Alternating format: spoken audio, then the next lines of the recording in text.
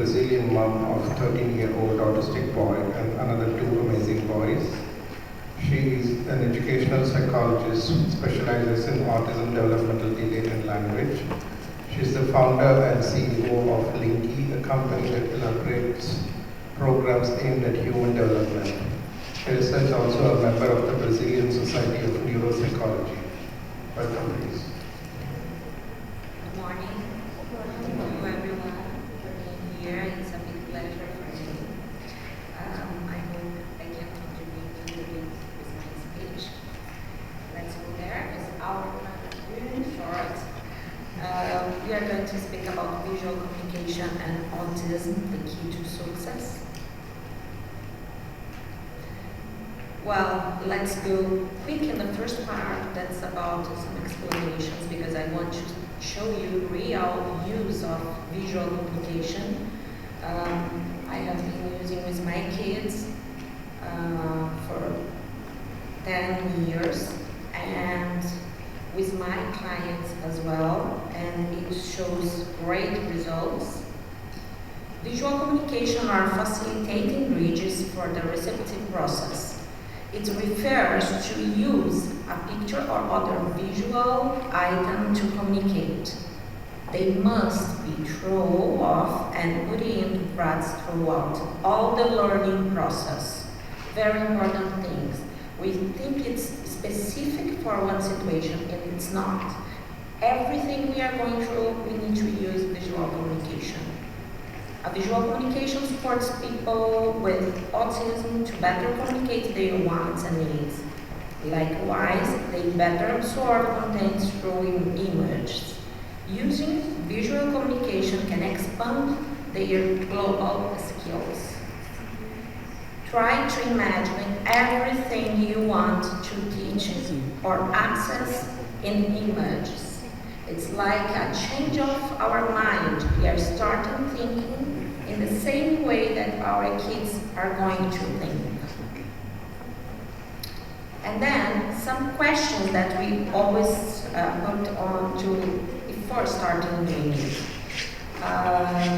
Difficult accessing a child, learning difficulties, delaying responses, or difficulty in understanding.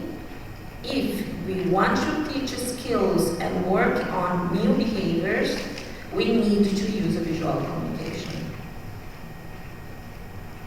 Let's see some benefits. I'm just going a little bit quick over that. I want to show you the real case that I have been using. The main one are helping activities of daily living, like brushing teeth, bathing, dressing, using the bathroom. Generally, autistic use a lot of visual communications to help on it. Teaching new behaviors or generation change for challenged behaviors. Support different teaching strategies, such as food desensitization process for kids with food selectivity or sensory sensitivity. Helping establishing exchange and social skills.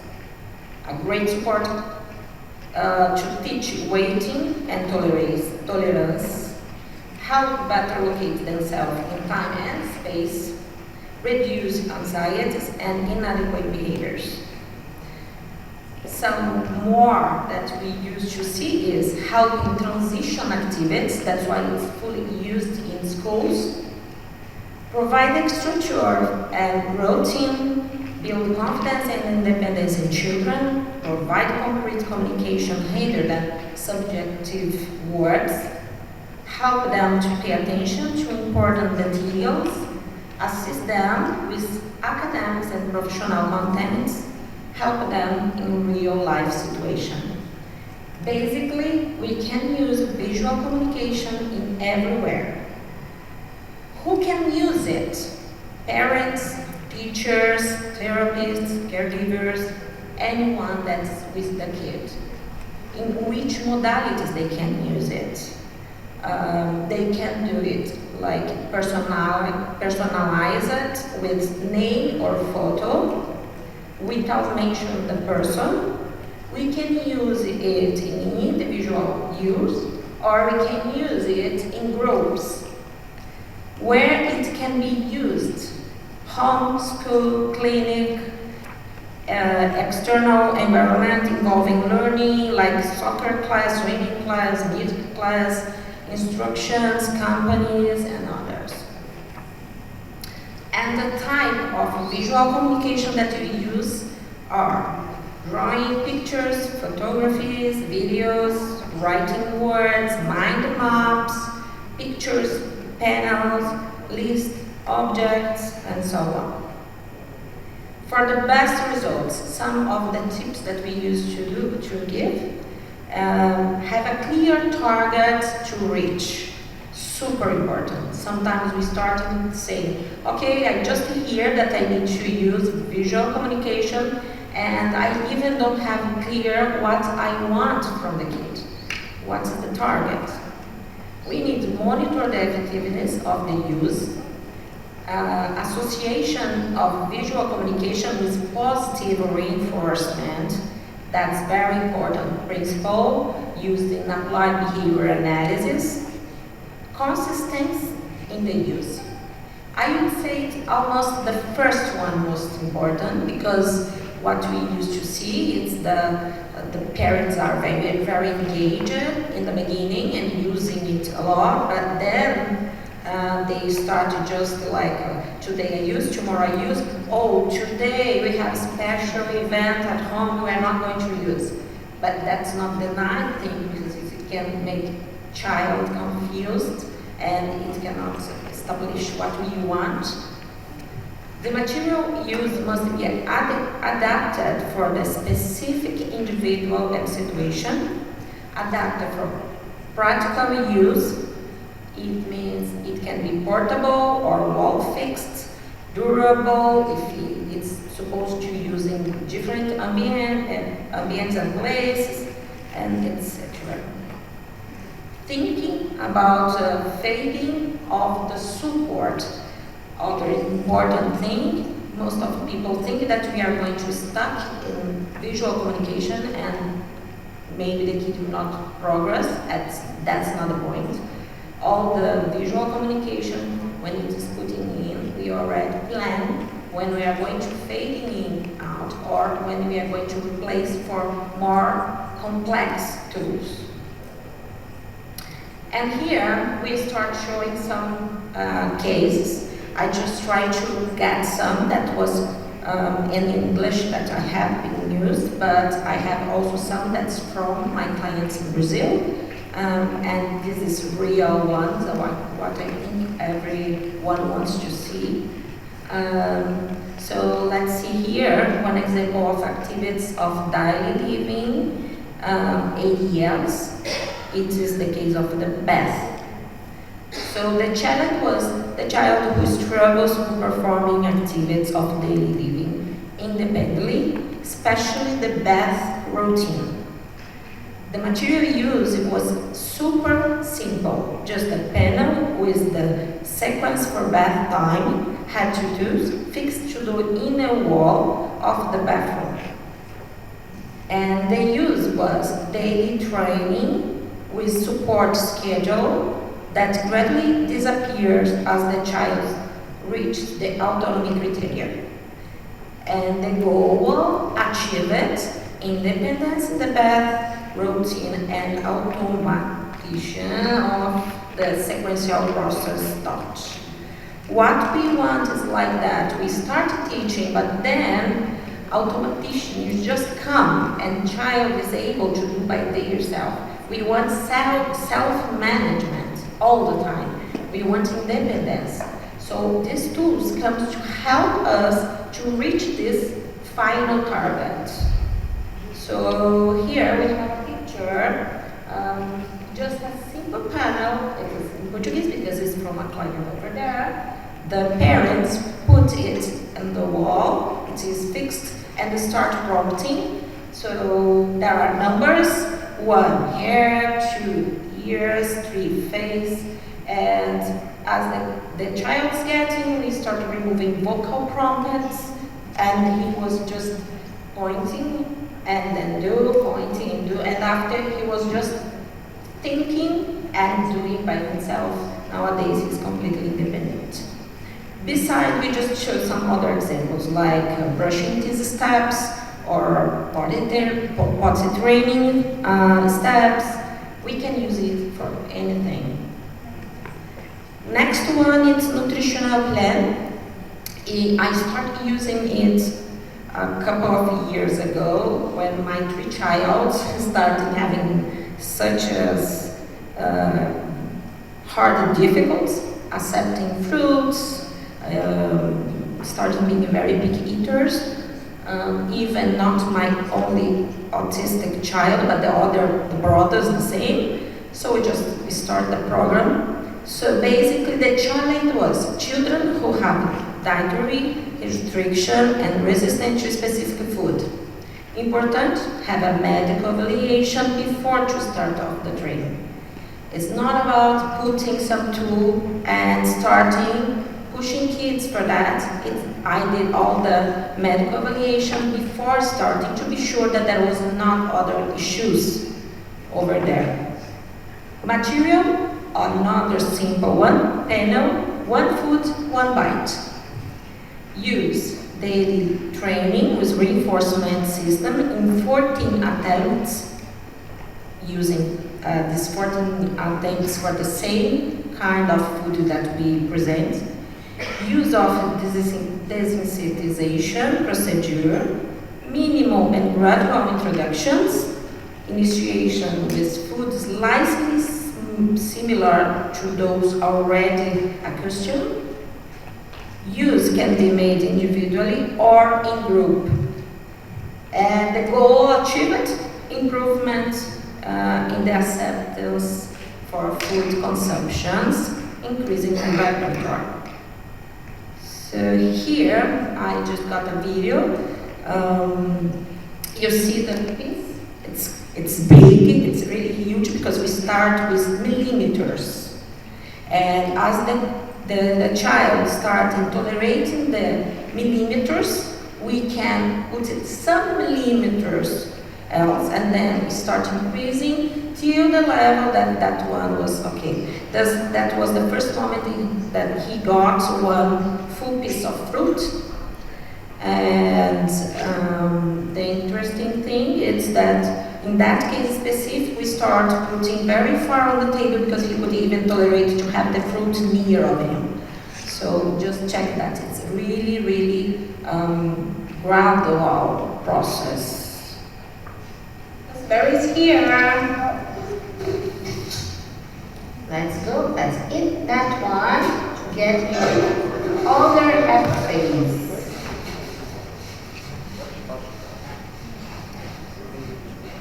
Well done. Very good.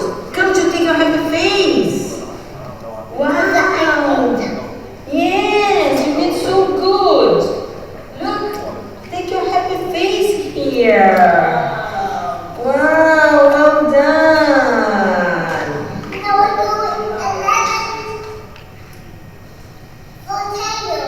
Yeah.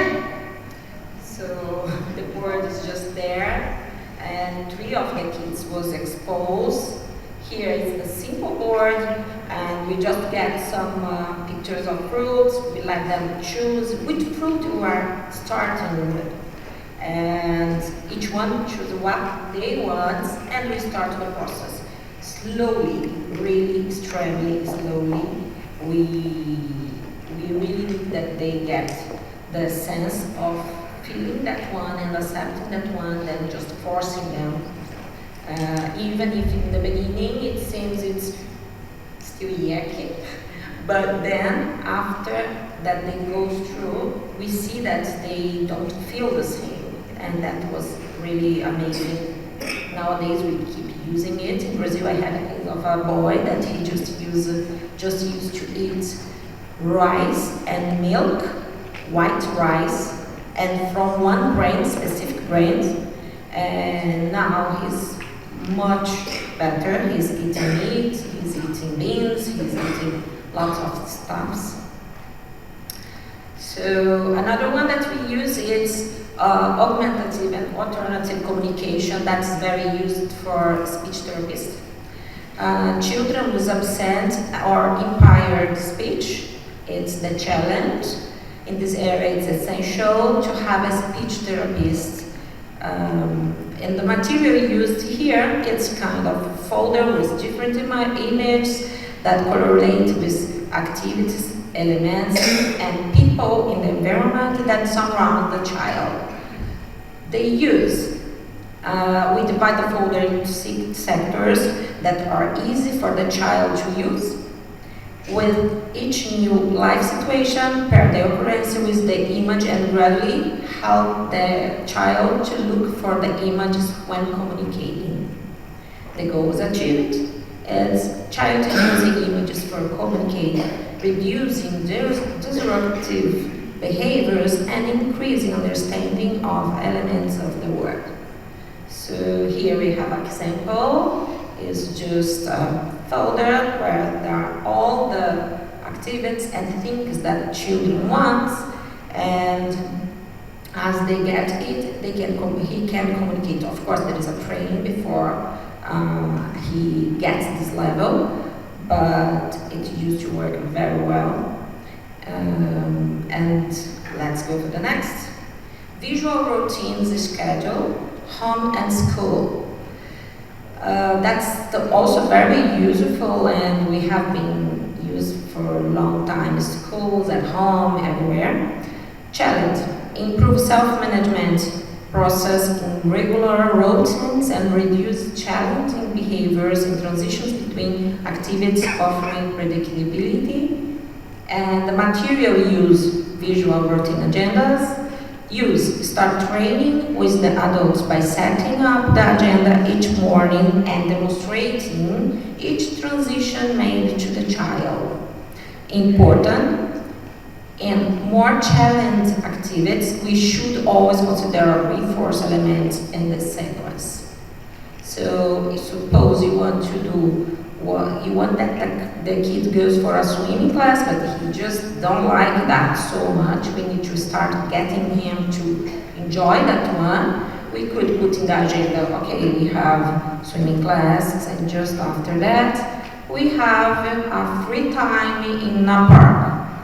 It's when we use agendas, we can manipulate the situations that is harder, combining with the ones that are easier, and it makes all the difference. The goal achieved is great engagement in activities and significant reduction of recurrent inappropriate behaviors. Here we have an example of visual routine schedule home, made for home. This is a child that have very difficult times for COPA, and as we put in place the agenda, at the beginning he wants to say what's supposed to do, but as he saw that it was made and the things was just going on, he just adapted, and it gets for us a great improvement in behaviors. Here we have visual schedule for school. This is a portable one that is flexible. We can close it and put in the pocket, so the teachers just go out, and when he's in PE class, for example, he can even use there and show the transition instead of having it in wall fixed, that he needs to make the transition from one outside place to other that is inside, and lose the time to show the kids the improvement that we can have, like having immediately showing them the transition. A specific activity sequence panel, other important thing that's just simple but make great results. Challenge, difficult following a pattern, a specific routine, or memorizing steps in an activity. Material adapted according to the specific challenge presented. Use, assemble the panel step by step, demonstrating it with sequential numbers. Introduce the child to the visual tool along with the activity. goal, memorization of expected sequence, and increase in self-management skills. Here, it's just the first one is super interesting because we used to think that going to school at the start, beginning the day, it's something extremely easy. Every child do it, and it's okay. My child used to struggle a lot with that. So, not because of behavior even, but because he needs lots of vocal prompts. Like, now it's time for that. Okay, get your lunch box, put the notebook there. Lots of little steps, so start breaking it down, and when I see, to put it in visual, and when I see, we was telling about 16 steps that he did when he arrived at school. So of course, it was not automatic for him. And what we want, it's always the independence. So I started using the visual in the beginning, showing the visual and pointed to him step by step, number 1, number 2, number 3. And after he started enjoying that one, and he had that one with him, and he started following by himself, holding by himself, and it was about 2 weeks and a half, he was doing all the steps independently. And the point is, most of the time, people say for us, the kids cannot do it independently. He just needs prompt all the time. And sometimes it's just about the strategy, that the visual support that we are giving to them, that will make all the difference. Same in the situations beside, like he used to do golf classes. We put an agenda for him about what he expected, the time of break, the time of exercise, what kind of exercise. We just make it detailed. And then he started also doing very well with no support. And the most interesting here is that here we are telling about golf swing. It means the movement that the child needs to do to hit the ball. And even that one, he could just go, and he didn't have the right way to do. And the teacher said, I think he has no motor skills enough for that. I knew that he has because he was in OT and we have all his profile, but the point is he couldn't understand the movement properly. So we just made a visual for him, telling them to him like when to start exactly, the backswing, and we just did 1, we are going for standing, 2, and we just give the backswing. We make it slow motion, and very quick also. He start performing very well. So it's about what they can do and not exactly what we think that they can do. Here I just go over because maybe my timing will be short. I have still some things. See? Very good. He showed some not visual but auditive, that is perfect. So token exchange, it's very used. Let's go there. So we can implement it in any situation specific. I would say when you are going through tasks, you can put like number 1, 2, 3, and 1. It's your turn. What do you like to do? And the child do play a little bit. 2, it's my turn. Now let's do it. 3, and all the time the child must manage it. He removed the 1, the 2, the 3. We need to start teaching them this autonomy. And here beside we have some other situations like behavior, first then, and even for health things, like a child that don't get enough water, and then we need to introduce this increase of consumption, and we just put the visual and we say, it's tick that you get half of the bottle, and the bottle has the marker there. You will get 1 M&M when you arrive at home. So we just make it like he's supposed to get at home 4 M&Ms when he gets the amount of water that we establish. And it used to work well. And let's say that's not about also food, okay? We need to think about other things, sometimes activities that he likes, anything that we are doing. And then, just a quick look, many other situations. Social stories, I'm sorry I have no time to explain all, but it's a great tool that's special for transition and new situations in the life of the kid. Flashcards, I don't know if here someone use flashcards, but amazing tool too, even to teach simple teachings like more complex one. Like my kid nowadays is in year 8 and he's doing amazingly. They're perfect, really. But I use lots of flashcards because the subjects are harder even for me. Then social skill books, another to work ability, to work social abilities, amazing. I would like to have a little bit more time to explain that. Our time is a little short, let's go. Visual elements in teaching support. So we combine 2D with 3D all the time in our teachings to make it more real. And here, visual for speech training in sentences, like the child that you use to say little words but cannot say the full sentence. We need to expand it. So we start having a visual, and all the time, if she wants water and you use to say water, we show the visual. In this case, it's a kid that read already, but if it's not a kid that can read, we can use images. And we just show it, and it's right. I want water, and then start like that. I want water, and the child just start memorizing. It's incredible, and it works very well too. Video modeling, another important one. Here, yes, no weight practice. It's to provide to the child the good skills to tolerate, deal with no, what is something that I think many parents know. Frustrations come over when we have a no word or wait word.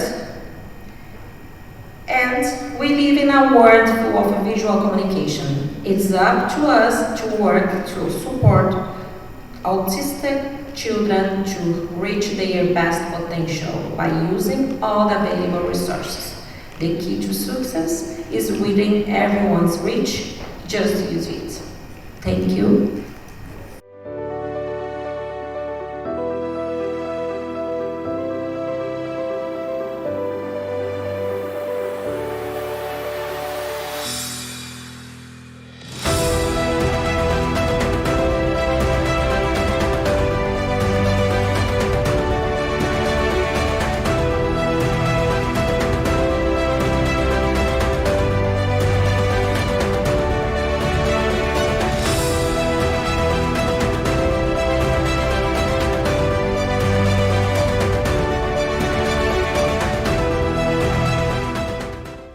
Hello, everyone.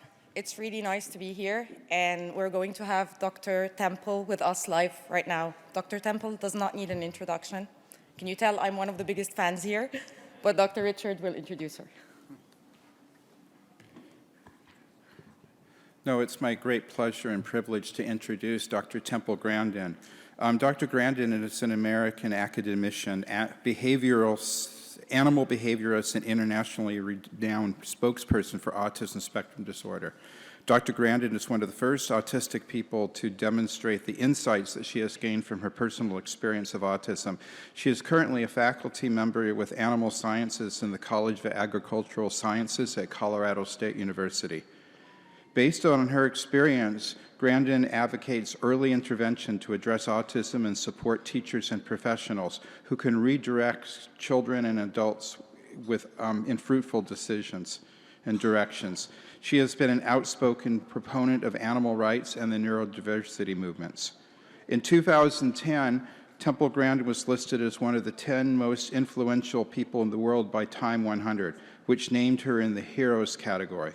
In 2011, she received a double Helix Medal and has received many honorary degrees from many universities, including McGill, Swedish University of Agricultural Sciences, Carnegie Mellon, etc.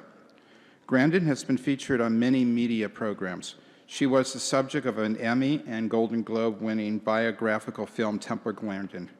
In 2018, Grandin was featured in the documentary This Business of Autism, which explored autism employment and the success of autism employers. She has been written up in Time, People magazine, Discover, Forbes, and the New York Times. She is best known for designing the Hug Machine, which is a deep-pressure gadget planned to calm extremely sensitive people, which are ordinary people with autism. And I know her personally, working with her as a colleague to sequence her entire genome, to read the chromosomes from end to end and make sense of that as to how they caused her condition and how they continue to influence her life. And I'll never forget working with her to do that. And if you're interested in what we found out, come to my lecture tomorrow at 11 something. So introduce Dr. Grandin. Well, it's good to be here. And also a lot of emphasis on skills like getting dressed, combing your hair, brushing your teeth, eating with utensils. Well, one little tip with these kids, you have to give them time to respond. They're like a phone that's only got one bar of service. And slow down when you talk to them. And when the grown-ups talked fast, it went to gibberish. Can you put the next slide up, please? Now, the thing about autism is it goes all the way from Einstein, who had no speech until age 3, to somebody who has much more severe autism when they become nonverbal. But some of the ones that are nonverbal can learn to type independently. But a brain can be more social emotional, or a brain can be more interested in what they do. And having an interesting career has been very important to me. I'm really happy that I'm a professor. I've got graduate students and I've done a lot of research in animal behavior. I have 3 graduate students that have become university professors. I'm very, very happy about that. So a brain can be more social emotional, or a brain can be more interested sort of in what they do. This is why I think it's important to get kids out doing interesting things. Some of these kids that get addicted to video games, one of the ways to get them off the video games is have them fix motorcycles, have them fix cars. It's the one thing that's worked. They find out that maybe fixing those motorcycles is much more interesting than the video games. And that's something that can turn into a career. And it's a skill that other people want. Let's go to the next slide. Shows a picture of Thomas Edison. He would probably be autistic today. He dropped out of school. Now, fortunately, he had a mentor. And he had a mentor that taught him how to use the telegraph. It's really important for students to get exposed to things. I was not originally in the cattle industry. I got exposed to it as a teenager. And I had very good teachers and mentors, starting with my mother when I was very young. She was always pushing me to do new things. She encouraged my ability in art. I had a wonderful primary school teacher. I had a wonderful science teacher who got me interested in studying with all kinds of interesting projects to do. Good teachers are so important. Let's go to the next slide. There's Einstein. He would probably be in an autism program today. Let's go to the next slide. Put the next slide up, please. Now, I'm a kind of a NASA fan. And I got 5 years ago, I got a chance to go visit visit this launch pad. This was like so much fun. And what I learned when I went there is the astronauts, they had we call it the right stuff, but they were people that had Tourette syndrome, that were dyslexia. They were building the launch pad. They were designing control rooms.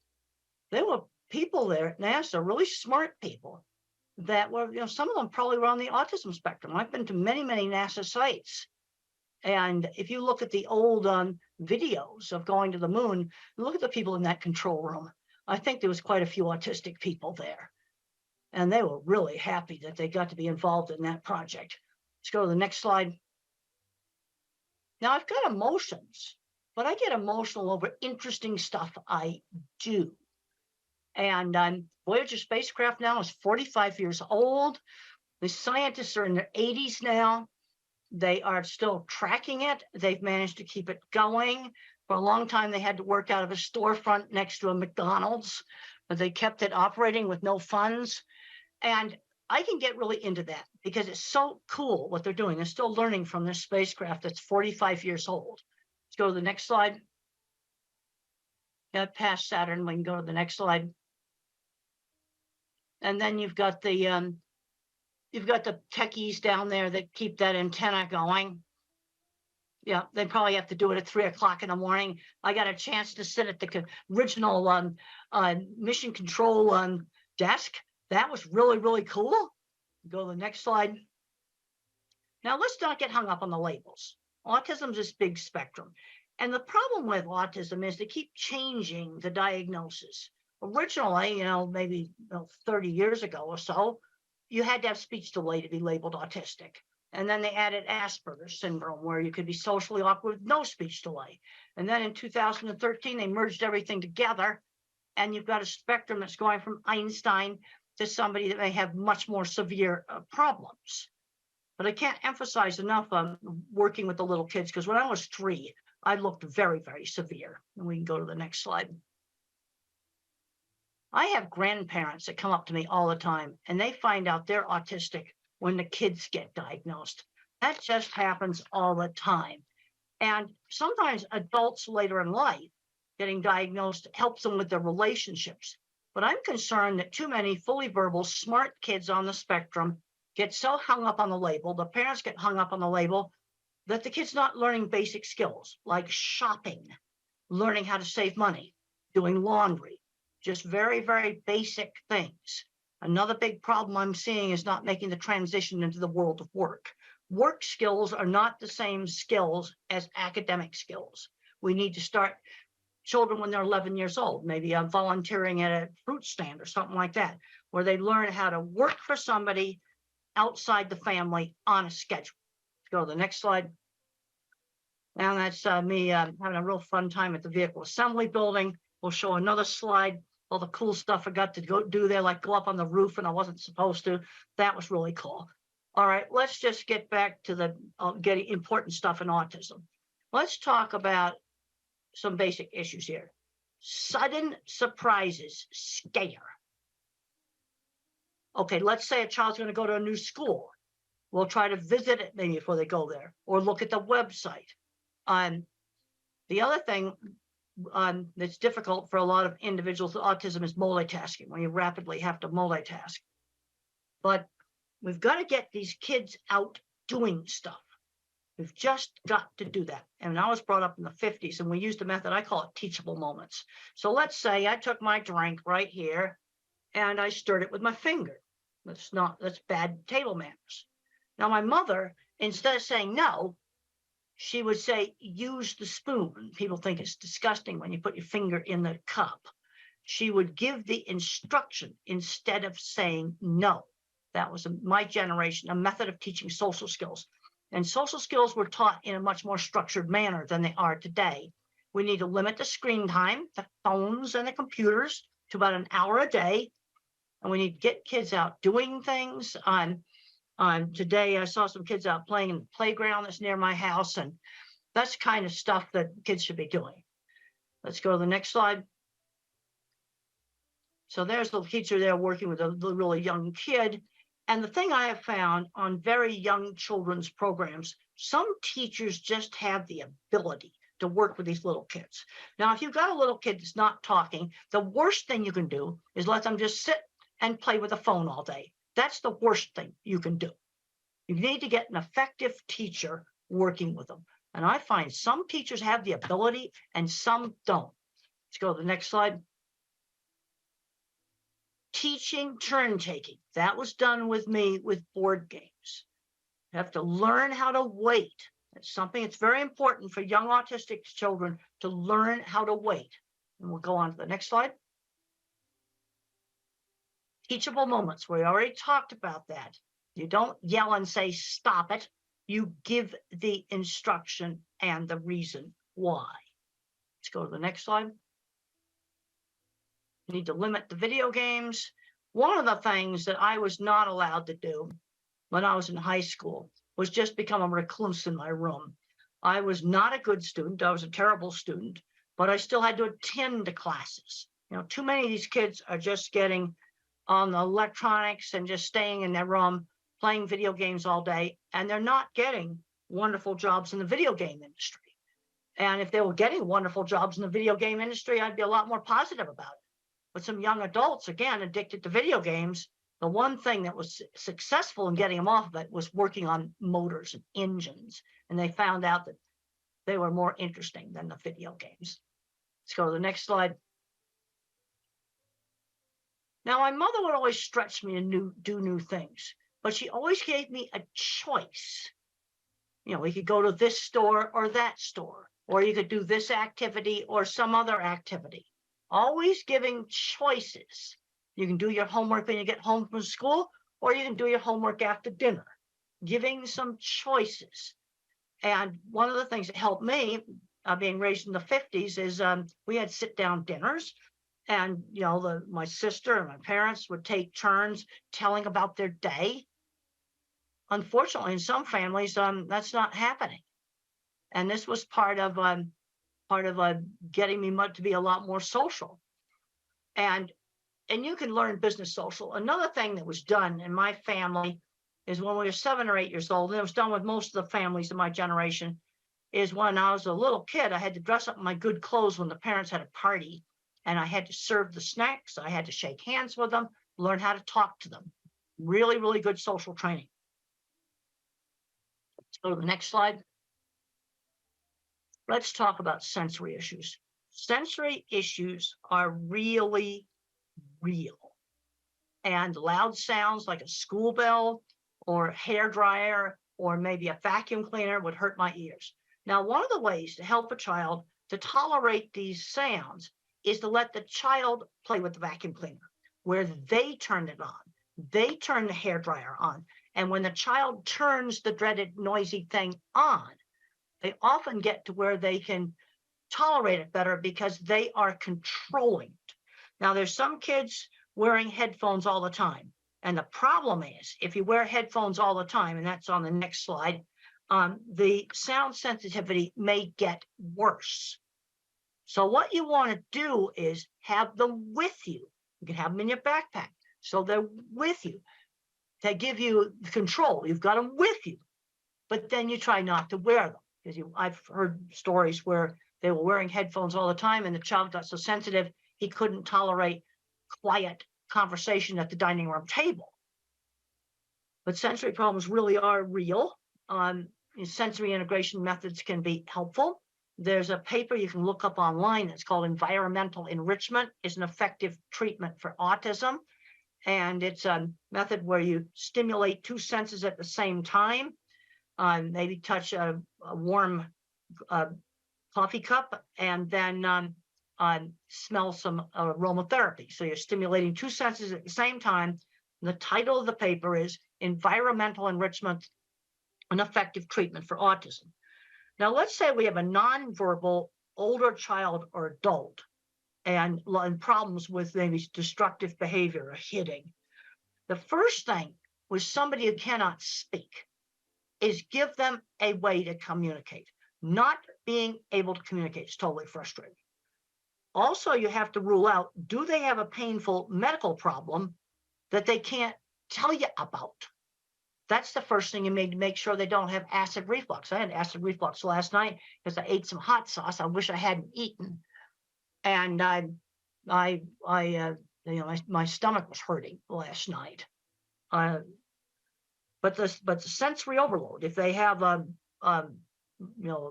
meltdown or outburst in a busy, noisy store, that is probably sensory overload. But we've also got to give them a way to communicate. That is just super, super important. There's a next slide just shows that sensory symptoms are part of the neurobiology of autism. Now, when I was a little kid, they tested me for 2 things, deafness and epilepsy. Now, I could pass the deafness test, but the problem is my ability to hear auditory details impaired. Like if the grown-ups talked fast, it was when adults talked fast, it's like, that's what it sounded like. Because I didn't hear the hard consonant sounds. Like if someone said the word cat, and they said it fast, I would hear ah. So my speech teacher would say tap, ta, or she'd hold up a cup and she'd say cup, pa. And she switched back and forth between saying cup and cup, pa. Because if people talked fast, then all I heard were the vowel sounds. Stretch out and enunciate the consonants, and sometimes hearing would kind of cut in and out like a bad mobile phone connection. There's kind of three ways that the brain can have a problem with language. Not hearing the auditory detail, where I'm hearing gibberish, trouble with getting my speech out, expressive. And then the next slide, I talk about echolalic children. And echolalic children, they have good speech and they will recite an entire movie script. But the problem is they don't know what the movie script means. That's the problem. So in Life Animated, what these parents did is this child had memorized Disney movie, and they picked out phrases in the movie that could be used in real life. And then their son started to figure out that words had meaning. So an echolalic kid, you've got to teach them that all this language they're yakking out has meaning. So there's kind of three ways the brain can be messed up. The next slide talks about attention shifting slowness. Now, if I was a computer, I've got a very, very small, I'm an Intel 286. I mean, if you're a computer geek, that's the first chip. But I have huge memory. Attention shifting slowness. This is why you have to give the child time to respond. The next slide shows attention shifting slowness. It's an old Ami Klin slide, and look at how the normal person's looking at the eyes. But the other more important thing in this slide is look at how many times the normal person looked back and forth compared to the autistic person who's trying to lip read. Tension shifting slowness. All right, now let's look at things where this could cause a problem at work. I want to see these kids get employed, and I want to avoid the jobs such as rapid multitasking at a McDonald's takeout window. That would be a very bad job. Another problem is I don't have any working memory. So if let's say I have to shut down the cash register at night at a store, and then maybe 5 or 6 steps, I need to write them down. I need to write the steps down like a pilot's checklist. Long yakety-yak strings of verbal information do not work with me. Let me make a pilot's checklist. Okay, and if you don't want to disclose autism, just say to your employer, pilots need a checklist. I need one too. And for pilots, it's mandatory. In every country in the world, pilots have to use checklists. Now, I'm talking about giving the child time to respond. When I was 5 years old in school, we had a little assignment where we had to name the pictures that began with B as in beautiful. So I called the suitcase a bag, and the teacher marked it wrong.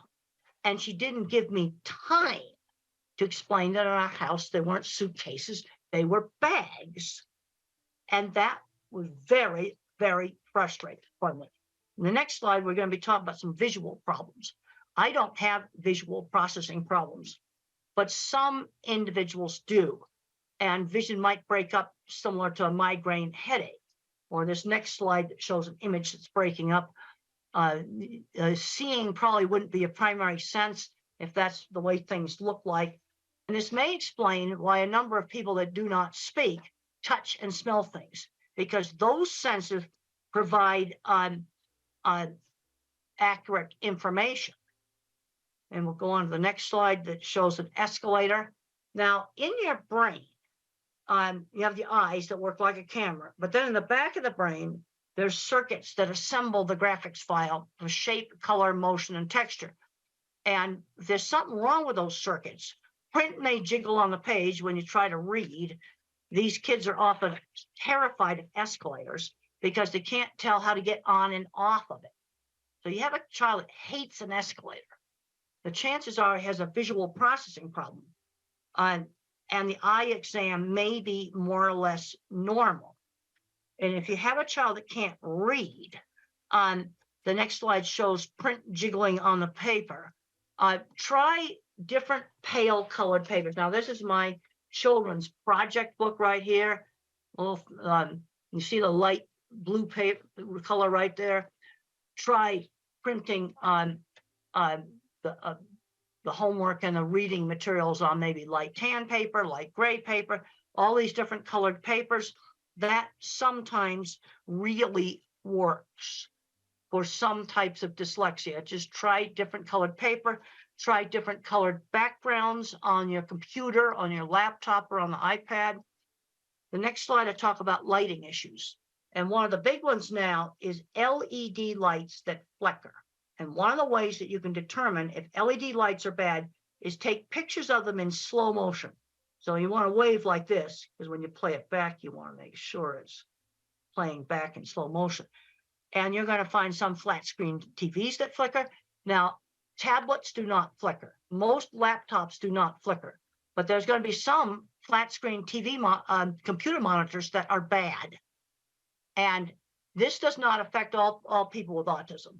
But I'm going to say about 10 or 20% may have a problem with seeing flicker of LED lights or on TVs and computer monitors. So what do you do if you have that problem? You go buy a lamp and you find an LED light that does not flicker and you put it next to the desk. And you can buy cheap ones that don't flicker. But this is something that's a real problem. And when I get asked about designing a school or a home for people with autism, I want to make sure we have LED lights that do not flicker. I just learned from a technical specialist that if a TV flickers, it has to do with the internet connection. But this kind of stuff needs to be fixed, and you can just test it with slow motion video. The next slide just talks about some more severe sensory issues. In noisy environments, I am not able to hear because of all the background noise. Cannot hear. And I also cannot follow very rapid chit-chat conversations where people get very social, chit-chatting back and forth very rapidly. I get bored with that. And there's questions coming up about masking. Some of that stuff's just too hard for me to do. But you can always do some business social. You know, shake hands with people. There are some individuals that need breaks. But sensory problems are real. Let's go on to the next slide. The next slide talks about this environmental enrichment program, where you use inexpensive, cheap things to stimulate two senses at the same time. You're always changing the things that you stimulate, and it's an adjunct or an add-on to other types of therapy. Now, the next slide shows some really wonderful books for that have been written by non-speaking autistics. Now, I really like How Can I Talk My Lips Don't Move by Tito. I had a chance to meet Tito, and he came into a library, and he was flapping and everything. And I wanted to see, I tested him with a really, really strange picture that he had never seen before, and it had an astronaut in a spacesuit riding a horse out in the desert. And I showed that to Tito, and he types really fast, Apollo 11 on a horse. Another good book's Carly Fleischman's, Arthur Fleischman's Carly's Voice. Then you got The Reason I Jump, the sequel to The Reason I Jump. I like the sequel. It's a better book. But I'll give you a little tip about the typing. Remember the problem with attention shift. Okay, like on this desktop, my keyboard's way down here. But when I type, that print appears way up here on the screen here, and the keyboard's down below where the video is. Now, many people with autism cannot make that attention shift. And that's the reason why you want to use a tablet, because the virtual keyboard, with using that virtual keyboard, the writing appears right next to the top of the keyboard. Or you're going to have to, on a laptop, put the keyboard on a box, and you need to make sure it's a monitor that does not flicker. This is really, really important. Next slide just shows some brain scans. And the point I want to get across right there, different parts of the brain get turned on when you do different things, like seeing things, hearing words, thinking about things. And where there's a problem in autism is in kind of the inter-office communications.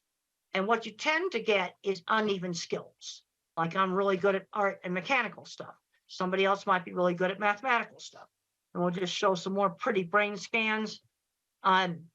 Next slide shows, oh, that's my skull. Let's show the next slide. That's the microbiome. You see the little tiny hairs there. Those are axon tails, and they form great big inter-office communication cables between different parts of the brain. And then I can show you a slide without my ugly skull. And that the connectome is much prettier when it's by itself. The next slide shows the circuit in the brain for speak what you see. Now there's the normal control right there, and I'll show you mine. The next slide. That's my speak what you see. And I have all these extra branches for visual thinking, but I have less fibers for speech. So that might explain why I had trouble getting my speech out. But when I had speech therapy, it increases the bandwidth on the fibers that are still left. And the next slide just shows that. But this is where the therapy made a difference, because I had trouble getting my speech out. Let's go to the next slide. Now, for speak what I hear, I am definitely not an auditory person. I am definitely a visual person. And we'll go on to the next slide. And I want to talk about the importance of developing strengths. That's an artwork I did when I was about 6 or 7 years old. Mother always encouraged my ability in art. It's a picture of a wooden dock or deck that was by the beach. And she always encouraged my my art.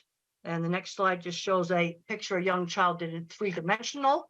Most little kids don't do that. And I would just draw the same horse's head over and over and over again. So mother would broaden my skill. Let's draw the stable. Let's draw the saddle. Or if you have a child that likes cars, let's read about cars, do math with cars, draw pictures of different cars. In other words, broaden that fixation. Broaden the fixation, especially with something like cars, that can turn into a career. The next slide just talks about the art ability being encouraged.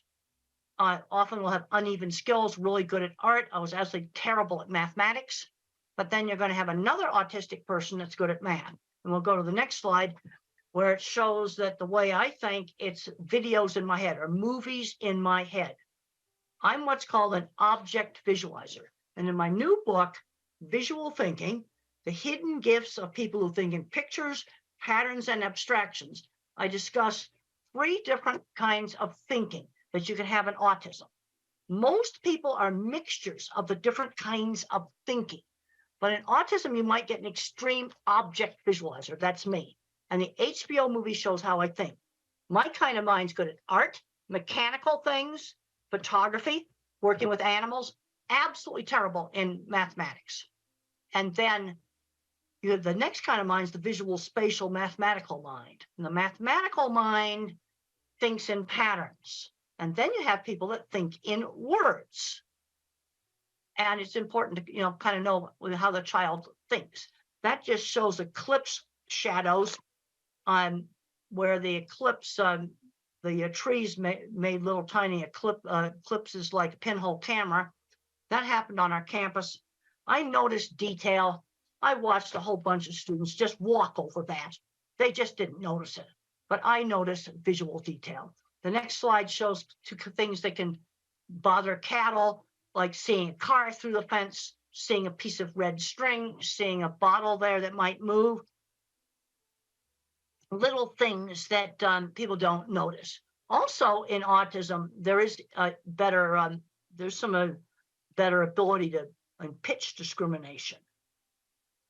There's been a lot of research that shows that these sensory things really, really are real. And the next slide shows one of my cattle handling facilities.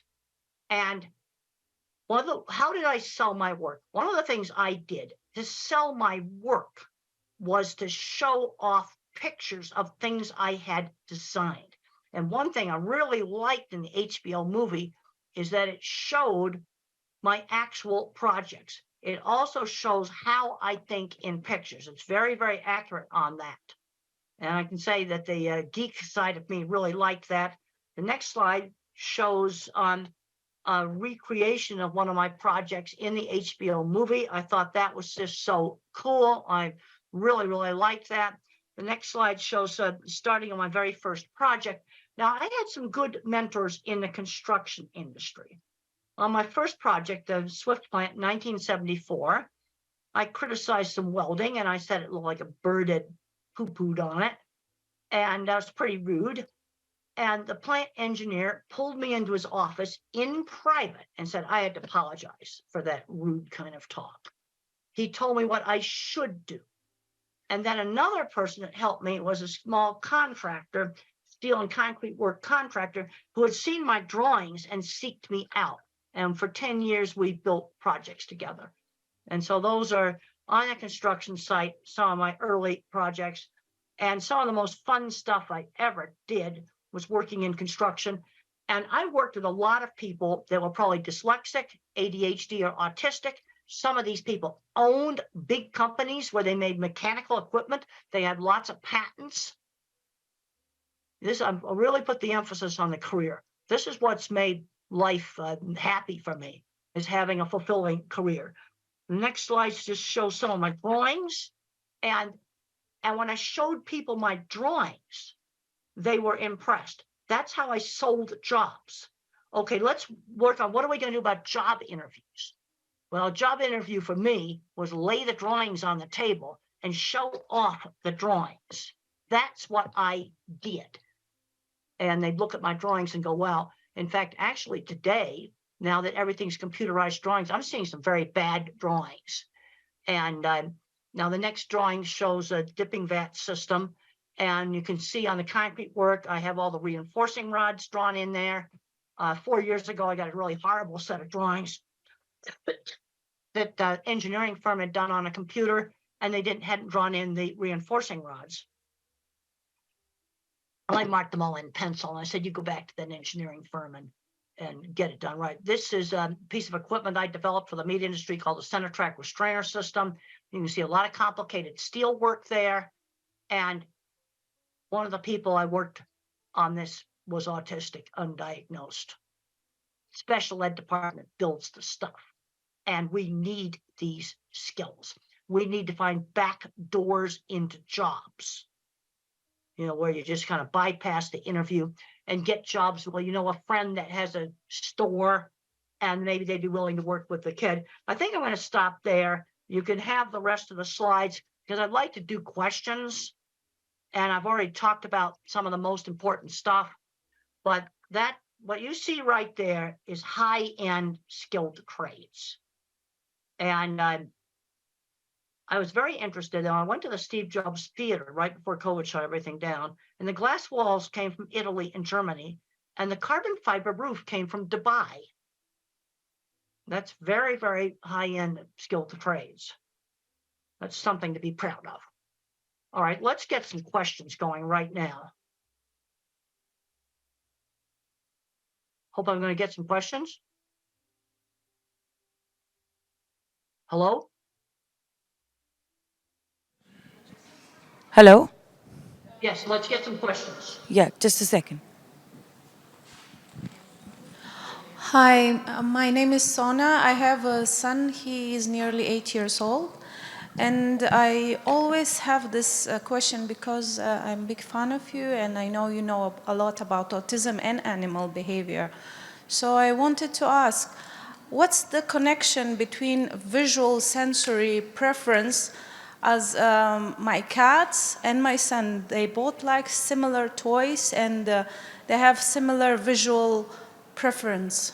Is there any link? Does your son speak? He is speaking, but he is not like having any big vocabulary. So he has very short vocabulary and has sensory issues. Does he have a decent way to communicate? Even something out like one of these computerized things that'll speak, or a picture board or something for him to communicate with? No, we never use like visual pictures like PECs. We never use those. So we encouraging him to use more spontaneous speech and the speech therapist, the ABA therapist, all of them, what they recommend, we follow that. Well, if he can learn to speak, then you don't need to use PECs. Yeah. But if you have a child that has like 3-word vocabulary, and he's 8 years old, we need to give him another way to communicate more easily. And that, I can remember the frustration when I couldn't communicate. And I remember that, I showed you that picture of the bicycle in the suitcase. And it was so frustrating when the teacher didn't give me time to explain that in our house suitcases were bags. And I didn't understand the concept of the letter B, the sound of the letter B. But there's a point where they need to get a better way to communicate. Yeah, some kids can use sign language. Some kids there's various programs you can get for tablets. Yeah, the thing is, he started talking just before he gets 6, so it's really delayed. So that's why. But is he starting to talk? Are you getting more and more language? Yes, and more clarity. Like, it takes time. Like, it's a step by step. But we had him from severe autism. Now he is in between low and moderate autism. Okay, so well, in the that's spectrum. good. If you're getting progress, parents always asking about different programs. I said the most important thing is you're getting progress. Yes, now, if you're getting progress right now, then you're doing the right thing. Yes, the only problem I'm struggling is his memory and his sensory problems. That kind of restrict him to learn more and focus on task and academics. And he's better in maths. As you said, there are a few types of visual learners. He is more into maths and numbers rather than alphabets and reading. You see, because I said there's a visual kind of autism. That's me. Yeah. But there's also a mathematical. There are kids that are very mathematical. He is visual in maths, but he's not very visual in, he's not into reading that much, but he's better in maths, like counting and numbers. He's really good with numbers. That's good. Then you maybe you can move him ahead in numbers.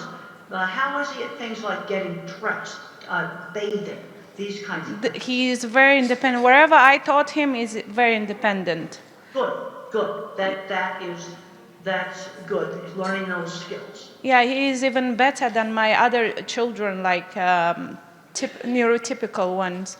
So he is more independent than them, and he understands routine better than them. The only problem I have, I can't find his special skill. He really likes music, and he is very athletic. He does parkour, he does swimming, he does cycling. Well, good. He's very athletic. That's good.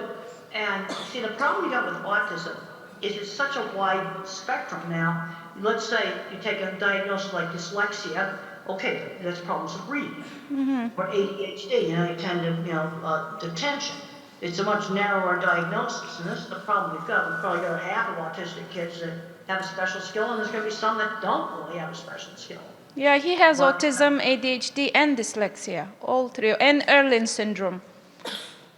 Well, the Erlin syndrome, have you tried the Erlin classes? Yes, I myself, I qualified as well. I just took the course, so I can keep checking on him. Yeah, we got the glasses. Well, the other thing I find that works also for people that have Erlin syndrome, I talked about the colored paper. Yeah, we do use. We do use. All of his notebooks are turquoise. Well, like I've got a tan shirt on right now, and that would be one of the colors, the light tan like this shirt. Some people like that, and then other people, they like this light blue that's on my children's project book. Yeah. That light blue, that's the thing for him. Light blue, calms like him. my tie. Yes, it calms him. It needs to be the pale colors. Yeah. Not dark blue, light blue. Yeah, I changed those, but he still have visual sensory problems. So is there any connection? What about sound sensitivity? Sound sensitivity he has, but I kind of always give him that opportunity. Like you said, he's in charge of hair dryer. Okay. He's in charge of hand dryer. When we go to cinema, at the beginning he was very hesitated, but then he got used to. Now he is properly sitting like other children.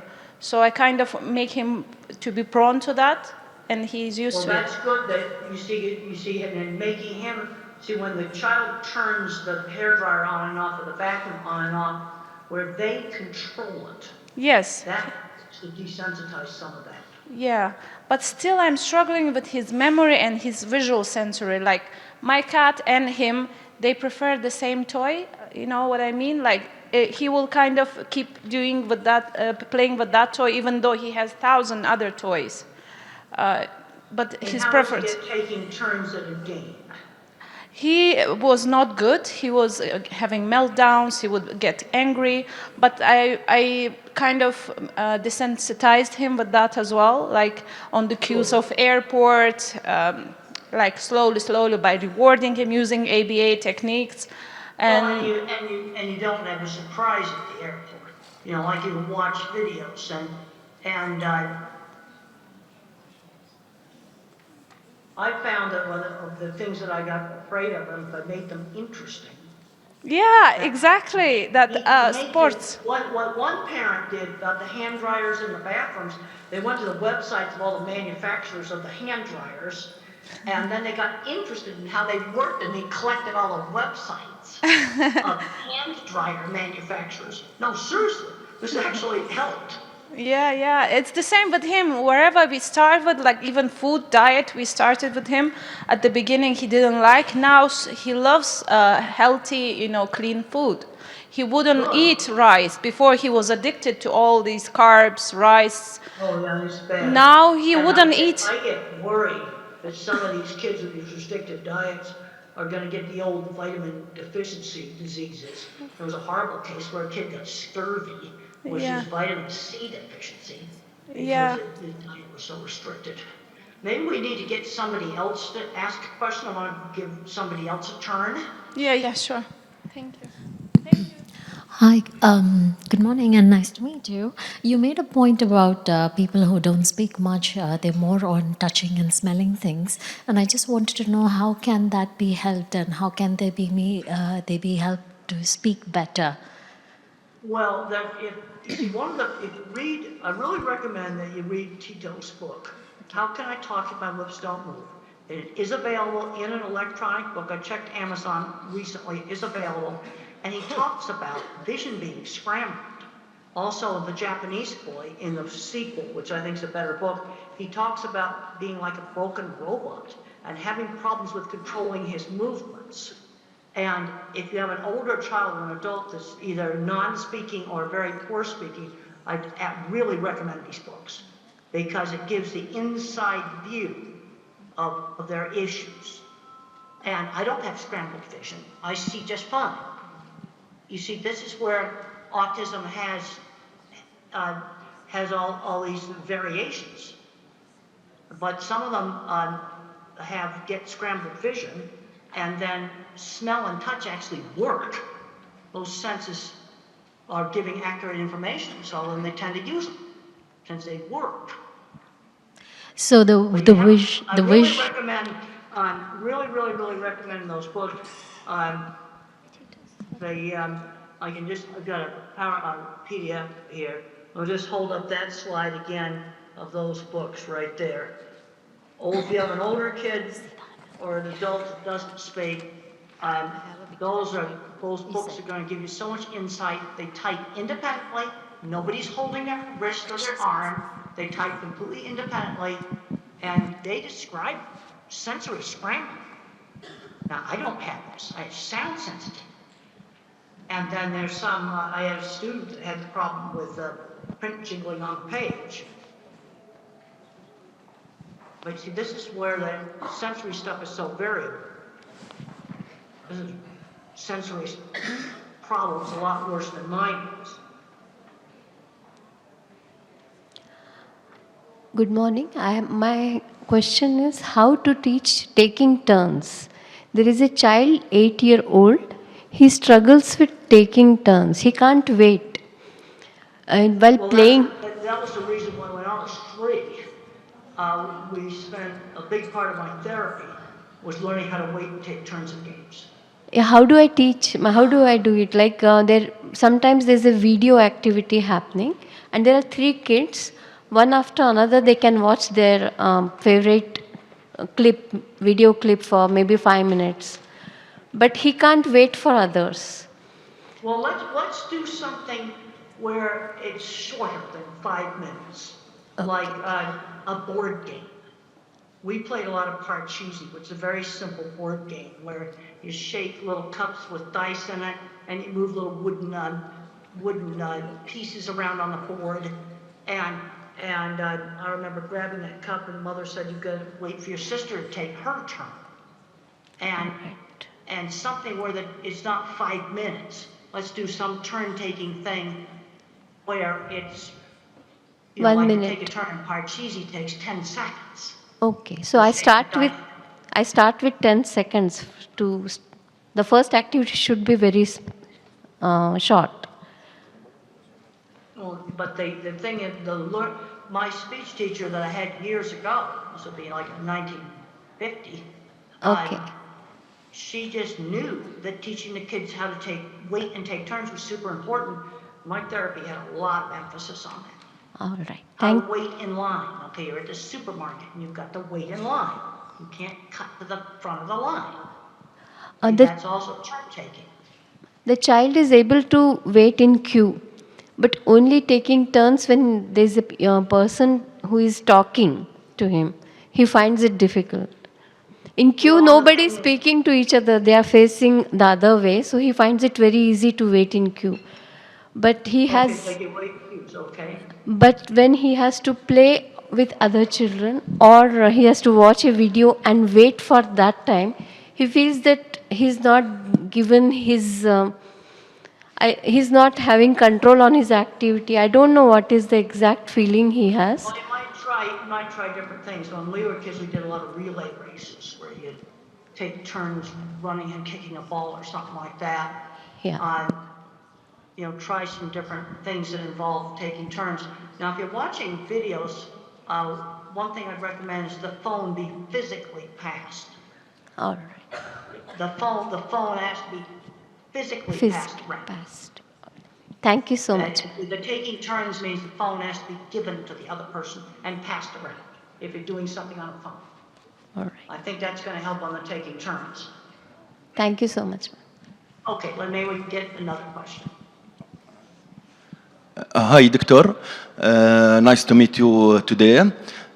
In the last 5 years, we're hearing somebody tell autism causes by TV. I want today listen in your opinion.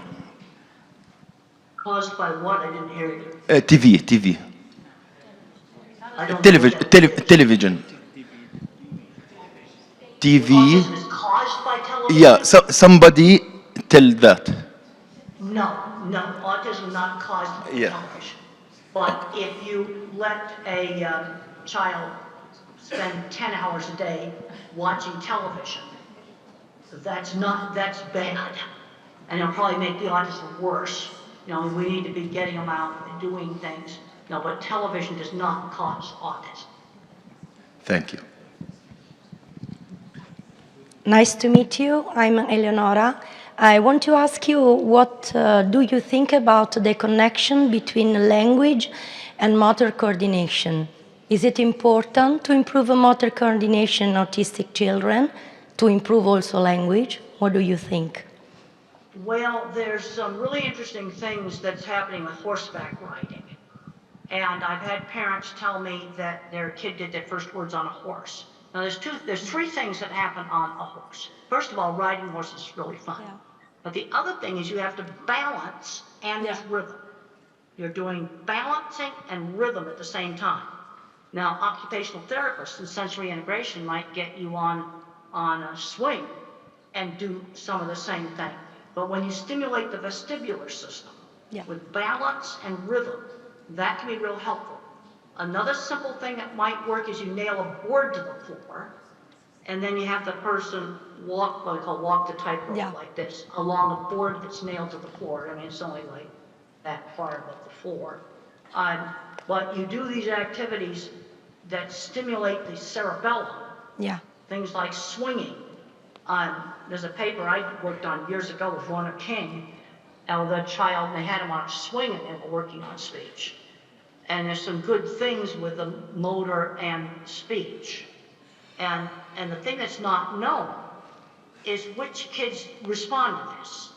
You see, this is the problem with any of these sensory things.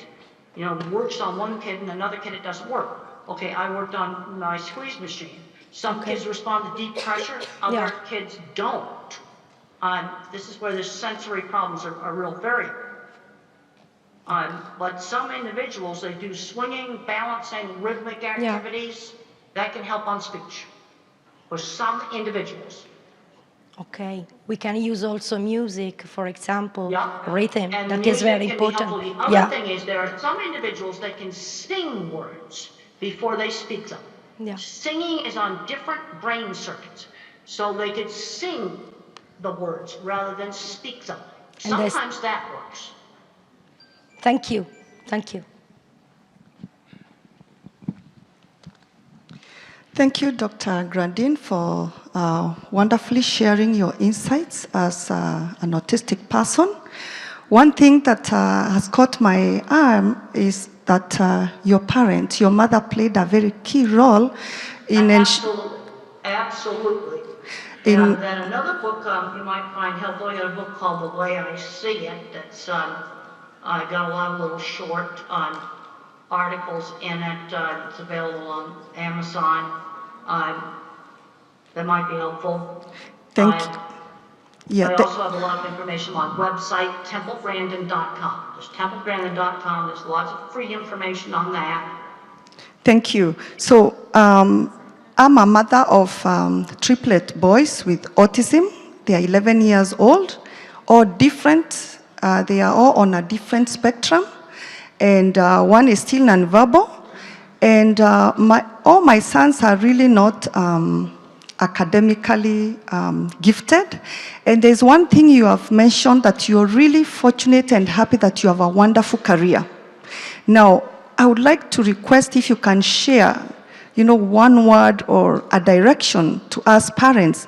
Often we find that we want to follow the typical growth, go to kindergarten, go to primary, go to high school, go to university, get a job, get married, all that. But most of our children with autism don't really seem to fit there. What can you tell us?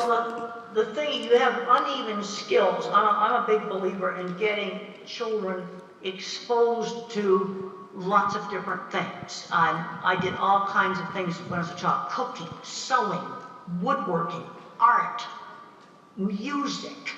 I was taught musical instruments, and I was terrible at musical instruments, but good at art and mechanical things.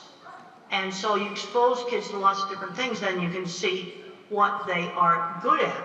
But I know, like you look at this equipment here, I've worked with people where a single welding class led to building things like what's shown in that picture. And then another kid, it might be mathematics and programming. Some you have to expose them. And then you've got people with autism that are not going to be building equipment, they're not going to be doing mathematics and programming.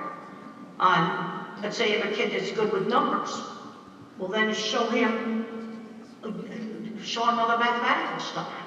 Here's some really cool pattern stuff right here. I found in one of my science magazines with those patterns. They all have mathematics behind them. Isn't that cool? In a science magazine. Yeah. There's some kids that are going to just,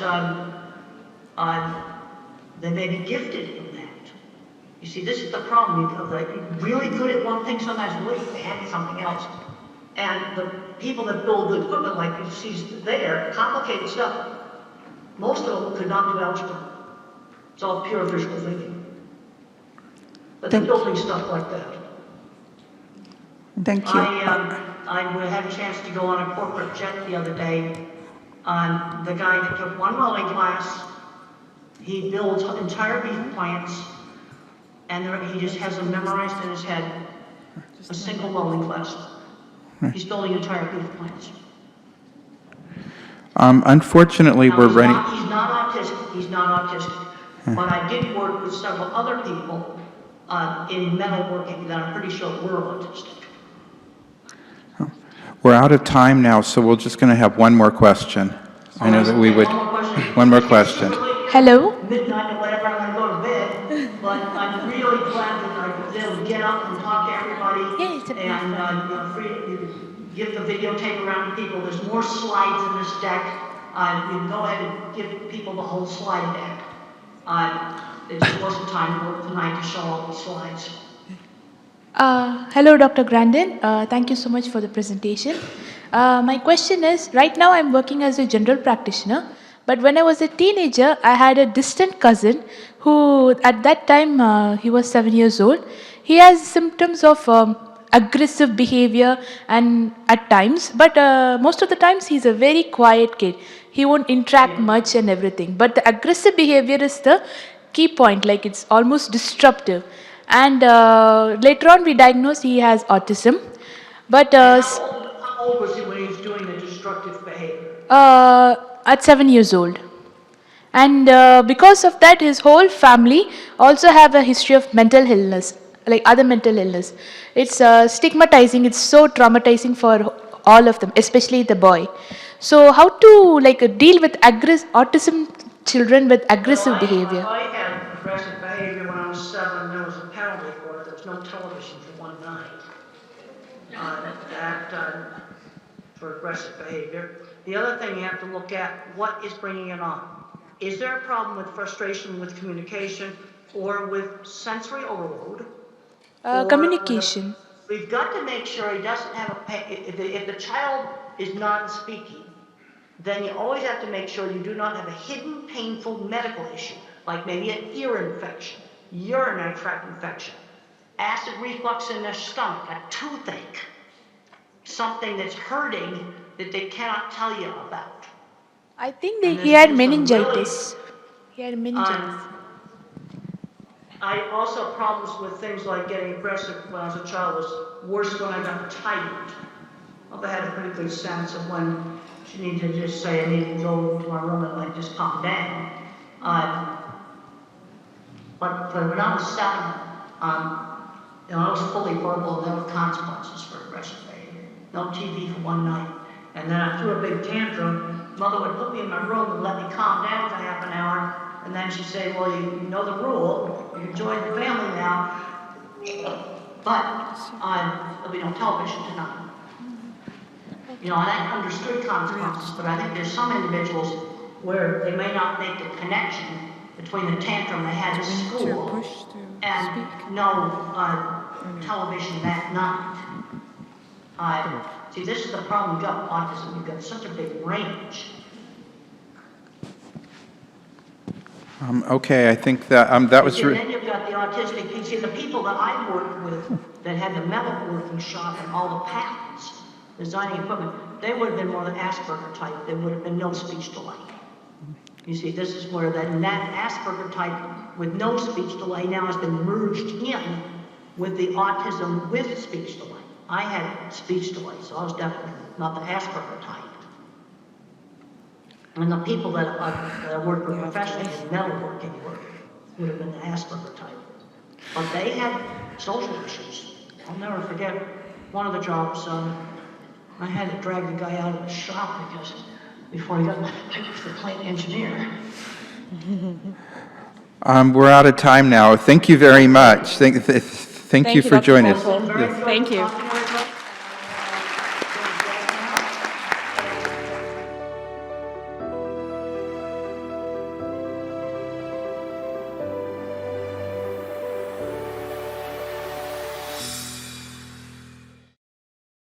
And it's my honor to introduce Dr. Alok Sharma. Dr. Alok Sharma is the professor and head of the Department of Neurosurgery at LTM Medical College and Hospital in Mumbai, India. He is also the director of Neurogen Brain and Spine Institute and KLS Institute of Anti-Aging, both in Navi, Mumbai. He is the president of the Stem Cell Society in India and vice president of the International Association of Neurorestoratology. He has published 172 scientific papers, authored 24 books, contributed chapters in 19 textbooks, and made over 200 scientific presentations. He is a world-renowned pioneer in the field of cellular therapy for neurological disorders, having treated more than 12,000 patients from 75 different countries. His landmark accomplishments include the publication of the world's first scientific paper on the role of cellular therapy in autism. He has revolutionized the management of neurodevelopmental disorders with his innovative combination of cellular and integrative therapies. For this, he has received several international and national awards, such as the Rose of Paracelsus Award from the EMA Oxford 2016, the European Award for Best Practices, Brussels 2018, the Bharat Gaurav Award, London 2019, the Newton Universal Legendary Award, Boston 2022, the Sino-Phil Asia International Peace Award, Manila 2023, etc. Let's welcome Dr. Alok Sharma.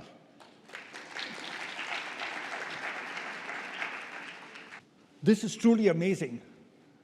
To be in Dubai, to be at this wonderful international conference for autism and neurodevelopmental disorders, but most important, to be able to give a talk immediately after Temple Grandin.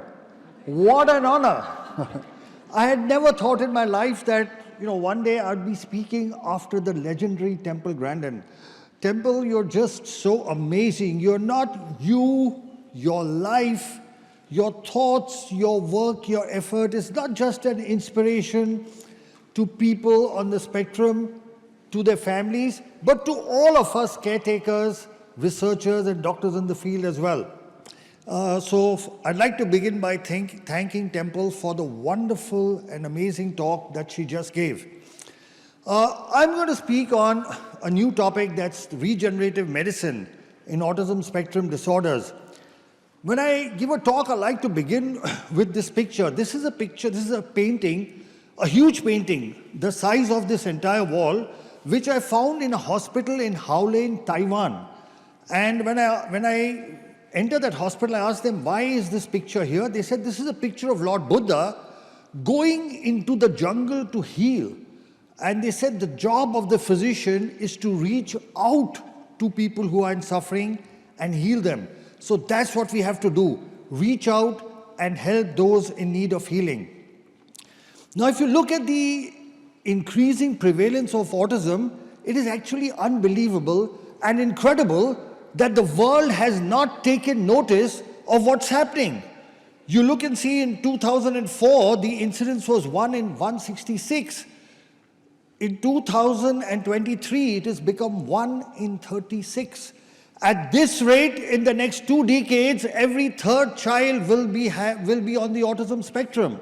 Okay, this is something we as medical professionals need to bring to the attention of society, of people, of governments, of administrators and rulers, that this is unprecedented and that the facilities to take care of these children do not match up to the increasing incidence.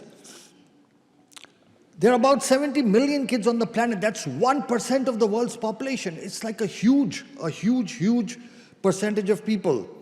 So the current situation is that, you have a child who has some symptoms, the parents notice, you go to the doctor, therapist, get a diagnosis, and they say what you can do is therapy. You start the therapy and you're back to where you were. So what's new? What am I going to be talking in this talk that's different? First, the concept of neurodiversity. And this is what Temple spoke of, okay? That we have to see how people on the spectrum are diverse, that they are not less than, they are different, that they have uneven talents and skills. So the concept of neurodiversity, because now there are going to be so many people on the planet that you can't look at them in the way that we've been looking at them earlier. The other exciting thing, and I'm going to highlight that, is a better understanding of what's happening with the brain. And this is what has changed everything. Then the whole concept of neuronal regeneration, that it is possible to regenerate the brain that's not functioning as well. And the concept of multidisciplinary management, and of course the main base of my talk, which is cellular therapy. Now, what is new is that for the first time in medical history, we are now understanding which parts of the brain are functioning differently from neurotypical brains. And we have done scans, we've done a lot of research in this area, and you can see that list: the amygdala, the hippocampus, the parahippocampal gyrus, the cerebellum, the caudate nucleus, the mesial temporal lobes, thalamus, superior and middle temporal poles. So we've actually identified very clearly which parts of the brain are functioning less. We've also identified which parts of the brain are functioning more. Our focus so far has been on what these children can't do. What we also need to look at, which parts of their brain actually are functioning more than what neurotypical people do. And there are actually parts in the calcarine fissure, the Heschel's gyrus, cortical frontal areas that function more. They are hypermetabolic. So we need to understand this as well. And our work has been published in a landmark paper, among the first of it's in published literature in the World Journal of Nuclear Medicine, where we've clearly highlighted which parts of the brain work less and which are working more. Now, what we found here, and this is the only thing that we need to give attention to, because Temple again keeps talking of early intervention. She keeps talking about early intervention, and I'm going to show you the scientific base of the need for early intervention. And that is this. If you look at this graphic, you will see that, you will see that the brain metabolism over the years keeps on declining. So what you see in light green is how the brains of neurotypical kids, the brain metabolism keeps on increasing. Whereas children on the spectrum is the light blue, you can see it keeps on declining. What does this mean? It means the earlier we treat the children, the early intervention is there, the better results, because the later you treat them, the hypermetabolism is actually increased. So the old thinking was that once the brain is damaged, you cannot regenerate it, and the new thinking is it's possible to regenerate the brain through cellular replacement and repair. The other thing that has changed in autism is the concept of multidisciplinary management. So far what would happen is a person specializes in something and then that's all they would offer. So if you're a center that has occupational therapy, you focus on occupational therapy. You have a center that does speech therapy, you focus on that. But what is the need is a multidisciplinary management, which includes everything, all the things listed, and cell therapy, which I will talk about, is one of them. So there is no one silver bullet. The management of autism will be multidisciplinary. So look at that. On the left-hand side, you see a fractured bone. And I ask yourself, will you give rehabilitation to a person with that fractured bone? Would anybody give physiotherapy on a broken bone? Now look at the left. You go to an orthopedic surgeon, you get it fixed, don't you? And now you give rehabilitation. But in autism, we do exactly the opposite. On the left-hand side, the blue area is the hypermetabolic brain. We are giving rehabilitation on a brain that's not functioning optimally, and then we are expecting results of a normal brain. It won't happen. But through cellular therapy, you can see on the right-hand side, the brain has started functioning again. Now, if you give rehabilitation, you are bound to get better results. So cell therapy is a promising new modality where you use healthy cells to replace damaged cells. So that's the brain damage, and you can see that there is recovery. So now look and see what are stem cells. So the word stem comes from the stem of a plant, and just like from the stem of a plant, you can have leaves, fruits, everything else. There are some cells from which all the other cells arise. So the way stem cells work is they multiply, they convert into other cell types, they improve the blood supply, and they release certain positive growth chemicals, and because of that, they repair, they regenerate, and they replace damaged tissue. Cells are of two types. You can be autologous, when you take from the patient, put it back in the patient, or donor cells, when you take it from somebody else. There are different types of cells. You can get them from the embryo, but this is very controversial, so we do not use it. You can get them from the umbilical cord. You can get it from the patient itself, from the bone, and that's what we use. They are called adult stem cells, and induced pluripotent stem cells are in the research stage. So we work with adult stem cells because they are safe, they don't form tumors, they have no rejection, they are easily obtainable, and there are no ethical issues. There are different ways of injecting stem cells. You can inject it intrathecally into the spinal fluid, that's what we do, or intravenously, intramuscularly, through the nose, or directly into the brain. How does cellular therapy work? We know the main problem in autism is there is hypoperfusion, decreased oxygenation, and problems with the immune system and inflammation. Cell therapy works through both these mechanisms. So here is a small video showing the 3 basic steps. What we do a bone marrow aspiration with a needle, separate the cells, and inject it back. The whole process has only 2 needle pricks. Let's look at a video. There you can see with the needle we are aspirating bone marrow. that takes 15-20 minutes. The bone marrow is put into machines. It separates the cells, and once the cells are ready, with a very thin needle, we inject it back. Just 2 needle pricks. And we take cells from the child and put it back into the child.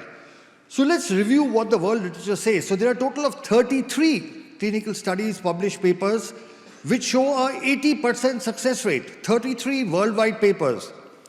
And if you see a review of literature, the world's first scientific paper was published from India. It was by us. We also published the 6th one. The others came from China, Italy, America, etc. So this is the world's first paper on cell therapy in autism, which we published in 2014. This was our paper, and it showed 91% of the patients improved. The second paper came from China. Here again, they showed an 88% improvement. The third paper came from the United States by Dawson, again showing 90% improvement. This another paper from the United States by Kimberly et al. Showing 90% success rate. This paper by Martinez from Mexico showing a 95% success rate. This paper from Vietnam by Thang et al. Which showed a 93% success rate. This paper from Italy, which showed a 78% success rate. Now this is a meta-analysis. This is a review of 460 patients. And at the end, in this paper, they summarize that cellular therapy is safe and that it improves patients with autism spectrum regardless of what type of cell we use. In this other systemic review by Jigyang Q from China, they looked at 325 patients, and again they said it is safe and effective. So there is enough published worldwide literature to show the effectiveness of cellular therapy.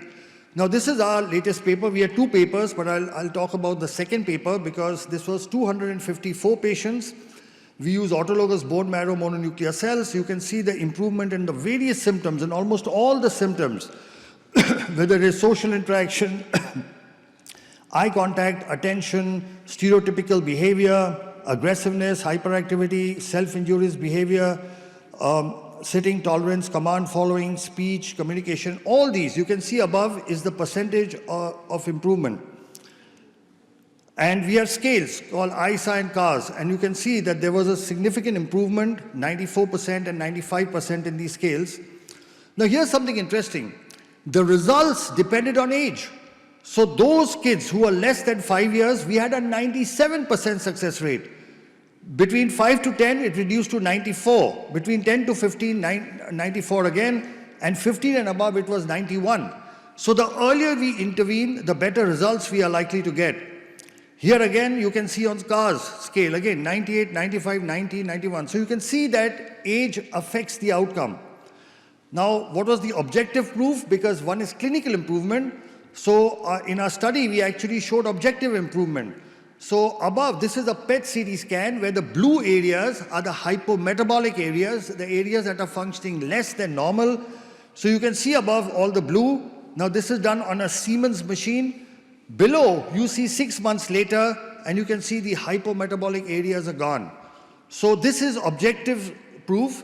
I'm just showing you 1 or 2 scans, but we have almost 3,000 such scans before and after that show that the brain damage, the parts of the brain that are not functioning appropriately in autism, they can be repaired. And this is proof of that. So this is on a Siemens machine, and this is on a GE machine.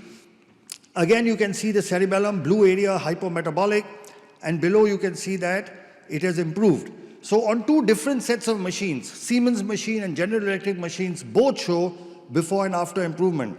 We have a total of 6 scientific publications in the results of cell therapy in autism. And now international books, medical books are introducing chapters. So in this book on recent advances in autism, there is a chapter, Stem Cell Therapy in Autism Spectrum Disorders, and they've asked us to write the chapter. So we've written the chapter for this book. Now this is data, what I showed you earlier was published. This data of 1,000 patients has been sent for publication. But just to give you an outcome, this is 1,010 patients. And again, you can see more or less similar symptomatic improvements. Again, the ISA and CAR scales, good improvement. Individual domains of ISA. And age-wise, again, you can see the same thing. Below 5 years, 89% improvement. Above 15 years, it dropped to 80%. And this is the analysis, you can see above the blue areas, the damaged areas, and below, after cell therapy, you can see that the brain has got activated.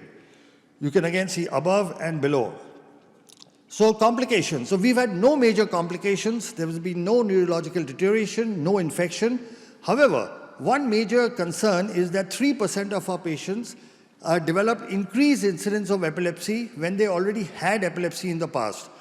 10% of the patients get a spinal headache which lasts for 1 or 2 days immediately after the procedure, and there was some nausea, vomiting, local pain, etc. Now we've published this as a separate paper.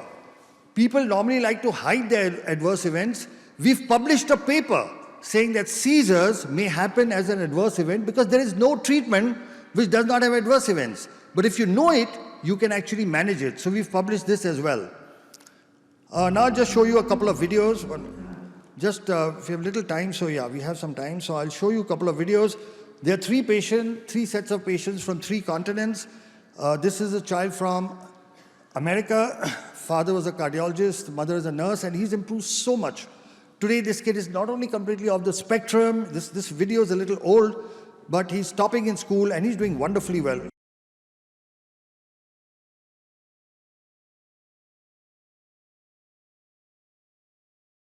I couldn't get him to engage with me. I couldn't get him to give me eye contact. Over time, he started to lose a lot of vocabulary.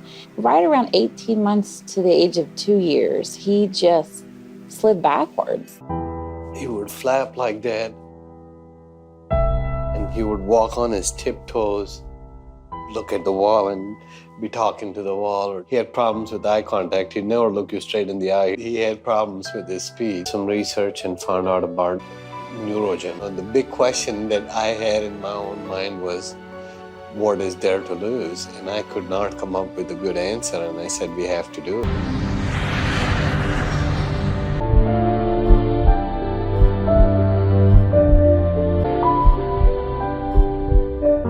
We started seeing better eye contact, definitely a difference in his engagement with us, with his sibling, his mood. He was so much calmer. Now he's all about taking his own shower. I have to just prompt him to get out, but he'll wash himself and he'll put his clothes on. Saw the PET scan images.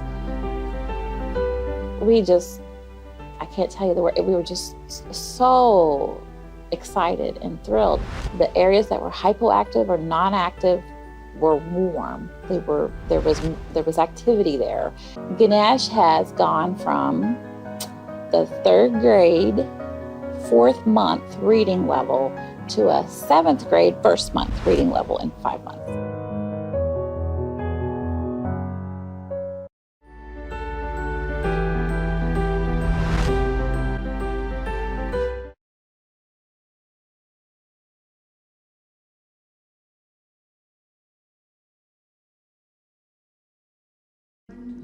And now we have Mercy over here. We went to different doctors, we went to different hospitals, and when I brought it up, they were like, oh, no, don't worry, it's because they are boys, they are triplets, they were premature. I would be walking out and I'm like, bye, and no child is crying, no child is waving back bye. And by then, for sure, I knew that they should be doing that. The children had this behavior of disappearing. In fact, Eric disappeared 3 times in the middle of the night. The biting, the spitting, the scratching. How are we going to stop this behavior? We went to see the neurologist, and in 5 minutes, he said, these children are autistic. As parents, it was very traumatizing. First of all, we didn't understand what autistic means. So I decided to really get to read a lot about autism. I remember the first time I read about stem cell. I was like, wow, this is really good. We had a lot of questions which we asked, and we got very clear answers from Dr. Sharma. The day of the stem cell itself came. Actually, I was a bit anxious, of course, but really I didn't have fear. A bit of apprehension, anxiety, of course, as a mother, but I knew they're in good hands. We put a needle in this pelvic bone, and then we take out the bone marrow, which is the fluid inside the bone. the pure stem cells, once they are ready, a thin needle is inserted into the lower back. We inject the stem cells into the cerebrospinal fluid. It flows all the way up to the brain. Things that would have taken probably years to be accomplished in my sons, in like 8 months' time, we've really been able to come very far. Just with water. They used to defecate on their clothes, but now they can use the toilet. We've seen a lot of improvement in terms of spitting. The tantrums have reduced. Sleeping used to be a problem before, but at the moment, he is taken to his bed. It takes a few minutes and he is asleep. You see my sons cycle. You try to make them understand what it is to pedal, and they couldn't. But after stem cell, when we arrived in Kenya the following day and we went out, and these guys could cycle.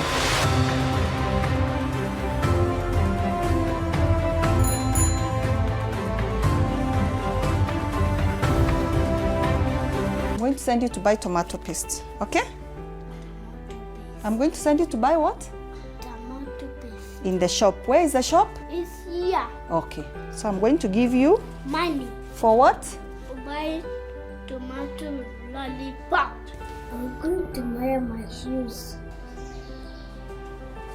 That's right.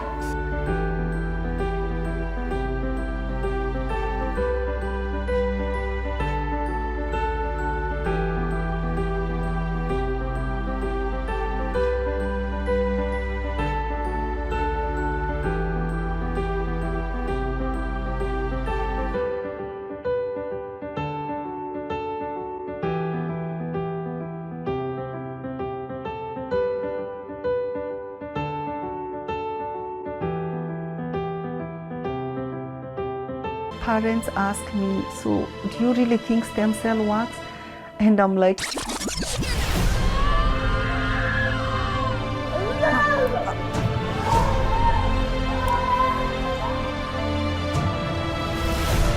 I can see changes, I can touch, I can feel, I can smell.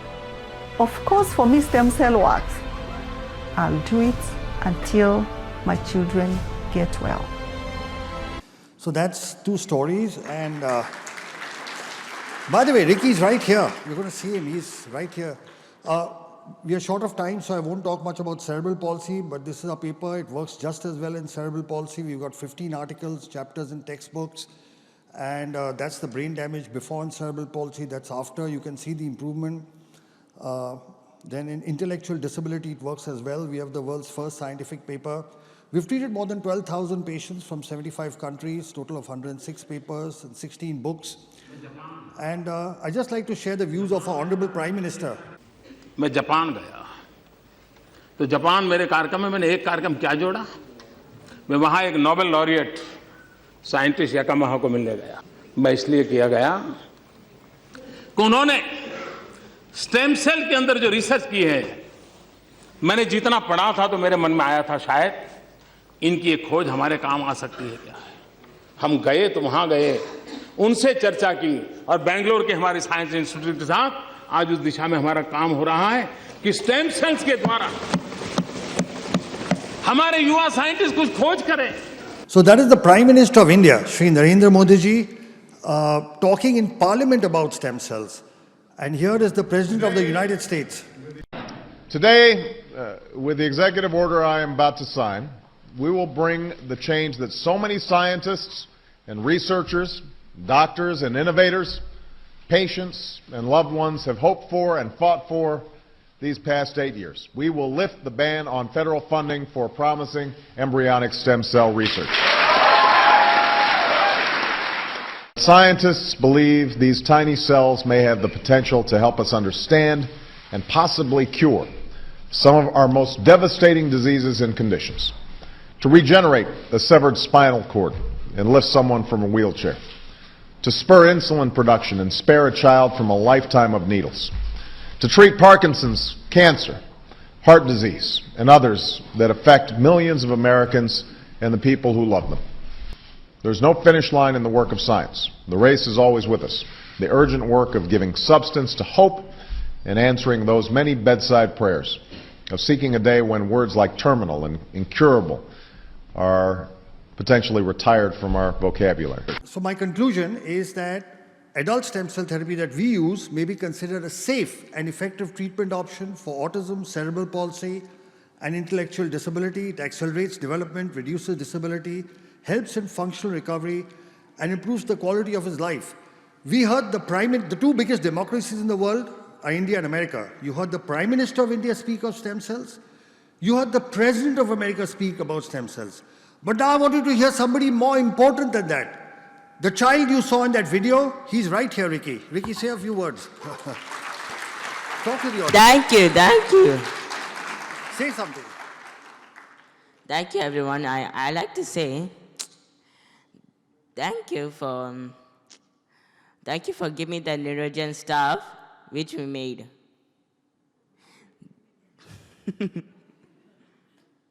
This child could not speak. This child could not go to school. Today he's standing in front of you and giving a speech. Let's give him a big hand. Thank you. Thank you, Ricky. Come. Thank you, everybody. Thank you, everybody.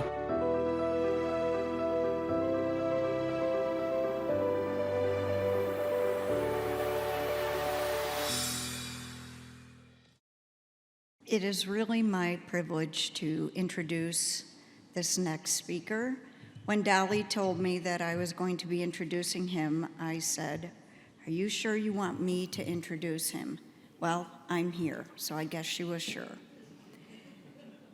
Dr. Kerry Magro is an award-winning autistic professional speaker, best-selling author, autism consultant to the HBO series Mrs. Fletcher that aired in the fall of 2019, and the latest seasons of Netflix's Emmy Award-winning series Love on the Spectrum.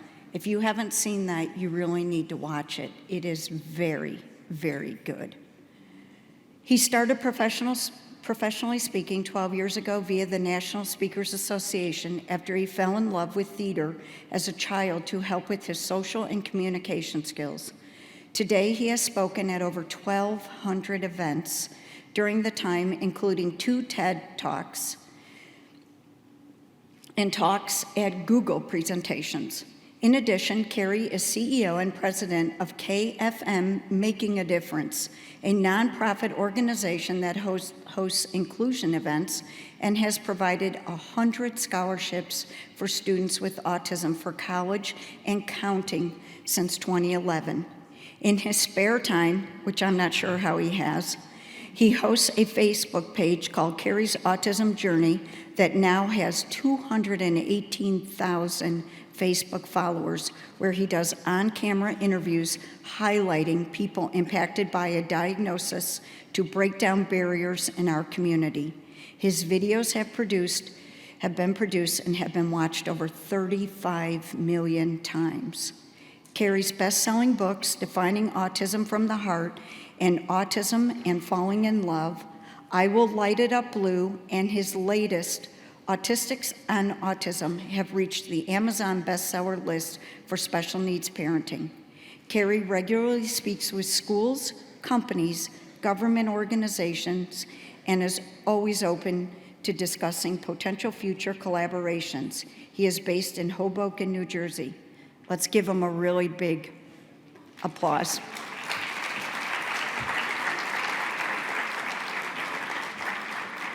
He's got a video that's supposed to be starting.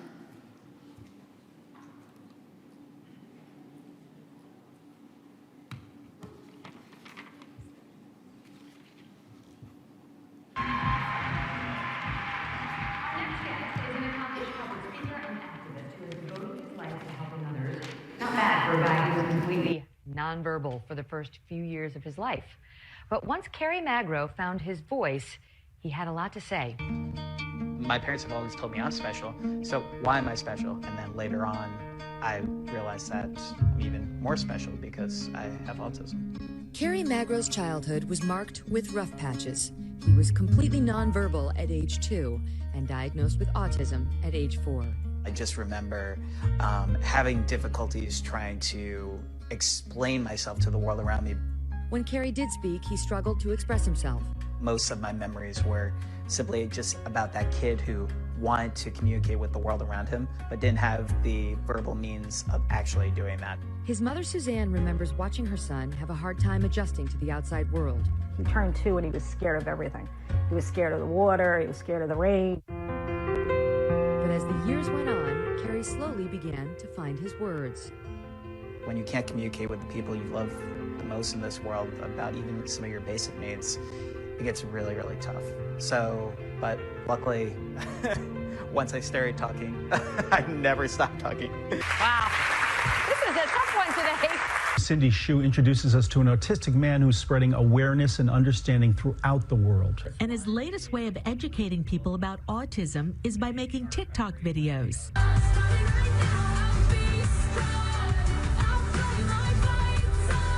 I received over 4.1 million views on TikTok, and I just had so many parents, educators, family members who just wanted to learn more about autism, and they were like, keep going, keep doing what you're doing because it's making a difference. In college, he started a nonprofit called KFM Making a Difference, which awards autistic students with college scholarships. He later earned his doctorate in education.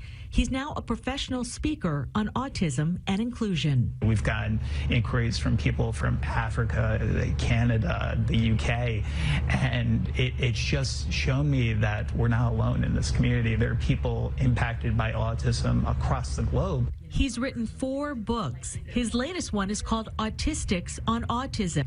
All proceeds will go to his scholarship foundation. You are going to find 100 amazing autistic adults' stories of how they were able to navigate their adolescence and ultimately succeed in their journeys. He says most publicly funded services end for autistic children when they age out of school, so that could be late teens.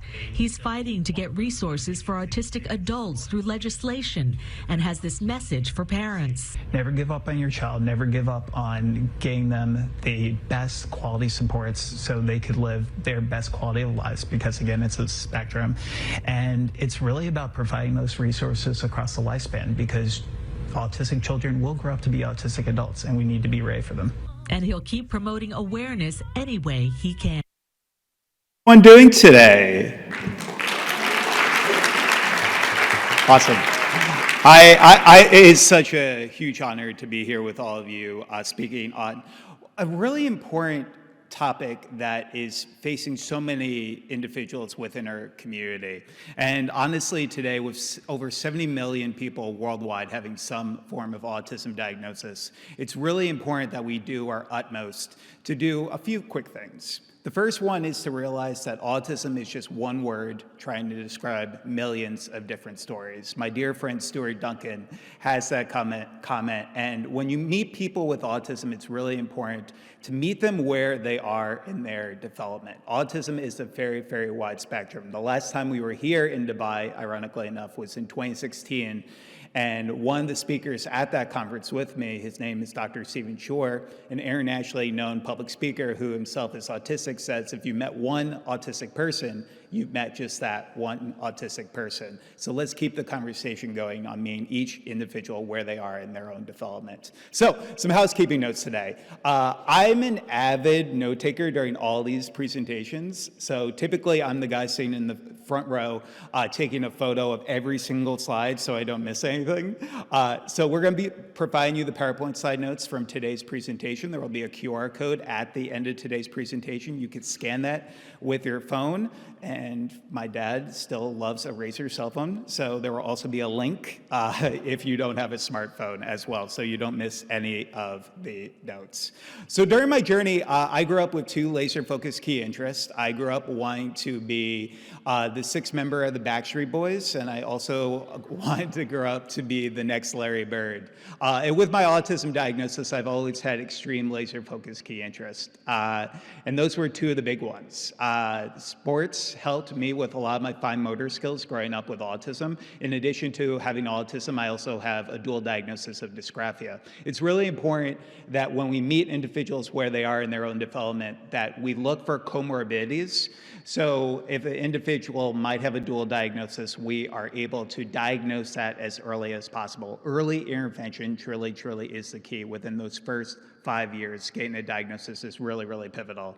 So I took my love of sports to get a degree in sport management at Seton University, where I'm based in New Jersey. Before deciding to change career paths, I realized that those individuals with disabilities make up the largest minority in the United States, and often they are one of the most underserved because, simply put, some individuals in our community have strong support needs and might not be able to advocate for themselves. So it's really important that we do our utmost to try to help one of the most underserved communities in the world today. So I decided to change career paths. I received a master's in strategic communications so I could become one of the first professionally certified speakers who is openly autistic in the United States. It's given me the opportunity to travel the globe in the past 12 years and get the opportunity to speak with so many incredible groups like your own about this topic of autism, but then also diversity, equity, inclusion. One of our big focuses, especially in the past few years, has really been focused on corporate and really focused on helping those with autism find meaningful employment and tapping into one of the most untapped talent pools that employers should consider. So really quickly today, and again, this was a journey, I want you to imagine something really quickly. Imagine not being able to tell your loved ones that you love them. Not being able to speak in full sentences until you were 7 years old. Having sensory challenges to the point where you felt like an alien compared to other people. Being such a picky eater that any time your parents tried to introduce you to a new food, it made you cringe. This used to be my life. When I was a kid, there were so many people who told me what I would never be able to do in this life. They would also tell me that I would have a photogenic memory, that I would be really great at math, and when I turned 21, my parents would take me to Las Vegas with them, and I would win them $88,000 on the blackjack tables. Prototypically, I was considered a Rain Man diagnosis. I was considered a savant, but I was also considered somebody who had a lot of limitations in his life. So what helped get me to where I am today speaking in front of all of you was over 15 years of occupational speech and physical therapy. There's no one-size-fits-all when it comes to our autism community. One of the first movies I ever got the opportunity to consult on was a movie from Warner Brothers called Joyful Noise, starring Queen Latifah and Dolly Parton, based on one of the characters in that film having autism. And Queen Latifah's character has a great quote in that movie where she says, "When things don't fit in a nice, pretty box, you build a bigger box." And that's what we have to do for individuals in their autism community. And my mom, love her to death, she's here with me today, had the opportunity to really create a bigger box for me, and that's why I'm here today. I love you, Mom. So, thank you. And now she's going to be blushing for the next 30 minutes, so I am so sorry for that. But she found what worked for me. She found that occupational speech and physical were integral. Using my key interest of being the sixth member of the Backstreet Boys to find music and theater therapy as an integral way of helping me with my sensory processing challenges. Also including reward systems and token systems as a way of helping me build on my self-motivation, especially when I was initially diagnosed with autism when I was 4 years old. And then also positive reinforcement practices. Telling our kids what they are good at the beginning of each day can really help provide a positive mindset for them in their academics every single day, but also their lives as well. And then also self-advocacy. It's so important in our society that we teach our kids about their diagnoses at earlier ages, because I grew up knowing I was special, but not knowing what that meant. So for years in my life, it was just me going to specialized children's hospitals and finding services and seeing kids lining up blocks and lining up their toys. And I was always like, these individuals are special just like me, but why am I special? And it was so life-changing to learn about my diagnosis. So my background today, I would say about 80% of our annual referrals are in speaking with diversity, equity, inclusion groups, employee resource groups, about tapping into this untapped talent pool. Some of the things that you should know is that those with autism, on average, are more likely to stay at a job longer. They are more likely to take less time off from work. And when we talk about the majority of reasonable accommodations, I speak to so many companies, even globally, who say, well, Kerry, I'm not sure if I could actually hire somebody who's on the autism spectrum because I think it's going to affect the bottom line. And a lot of people don't know this. The majority of reasonable accommodations cost absolutely nothing. And when they do, it's typically just an onboarding fee of around $500 to $1,000. So let's start changing the conversation.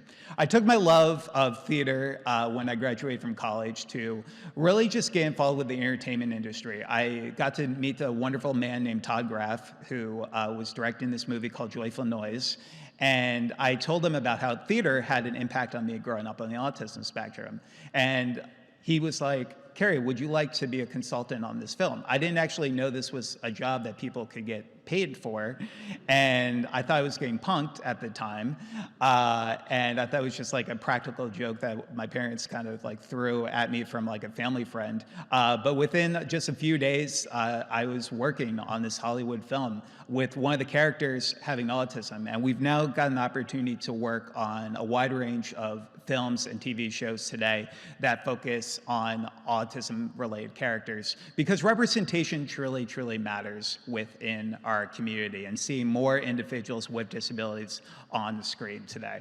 I took my love of trying to support the disability community to start a 501c3 nonprofit organization called KFM Making a Difference, where we provide not only peer mentoring for individuals with developmental disabilities from the ages of 16 to 24, but we also have provided 130 scholarships for autistic students to pursue a post-secondary education in the past 9 years. And 100% of our 100 of our scholarship applicants actually wrote a chapter for our book, Autistics on Autism, where 100% of the proceeds from this book that came out last year go directly back to support our nonprofit organization.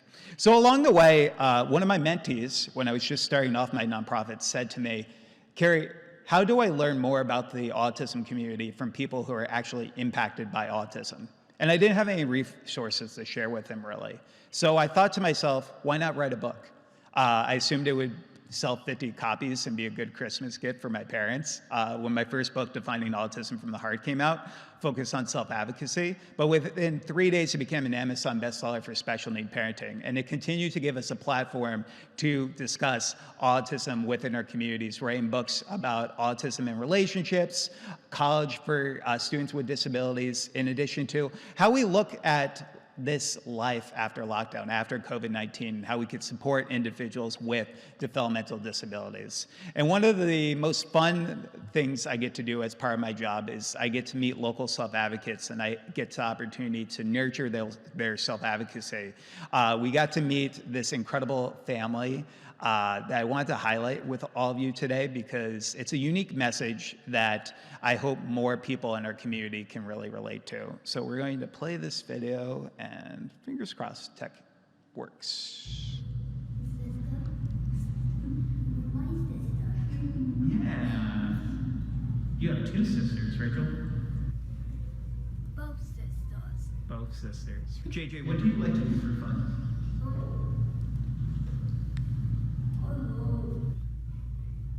Chicken on overs. Super shows. His personality is amazing. He's so funny. He doesn't even know it. Like, he doesn't know how funny he is, which makes it better. I love how JJ makes these movies, and he uses the stuffed animals, and he shows us to all of us, and I think it's really cool. What is one of your favorite things about your sister? Like JJ's lights out with Katie. yeah, okay, yeah. What do you like about me? Yeah, me. Yeah. What do you like? Television. Okay.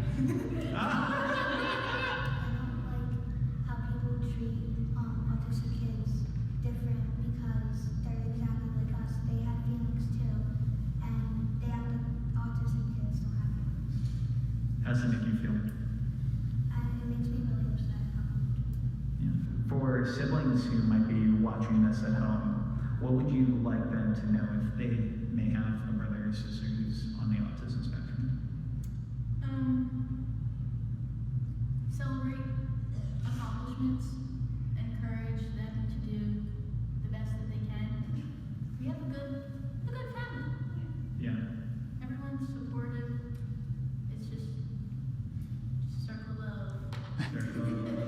So one of the key messages I hope I could leave you with today is that it takes a village.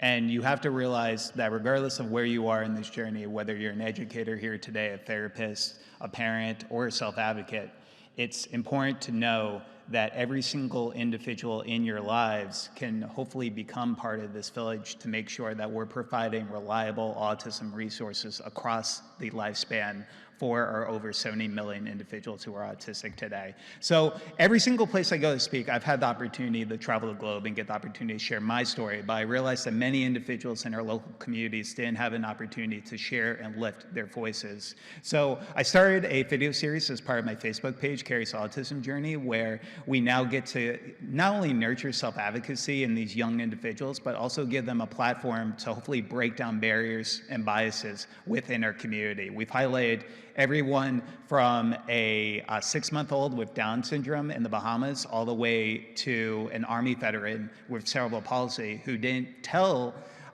his platoon that he had cerebral palsy so he could fight for our country. So it was truly, truly remarkable.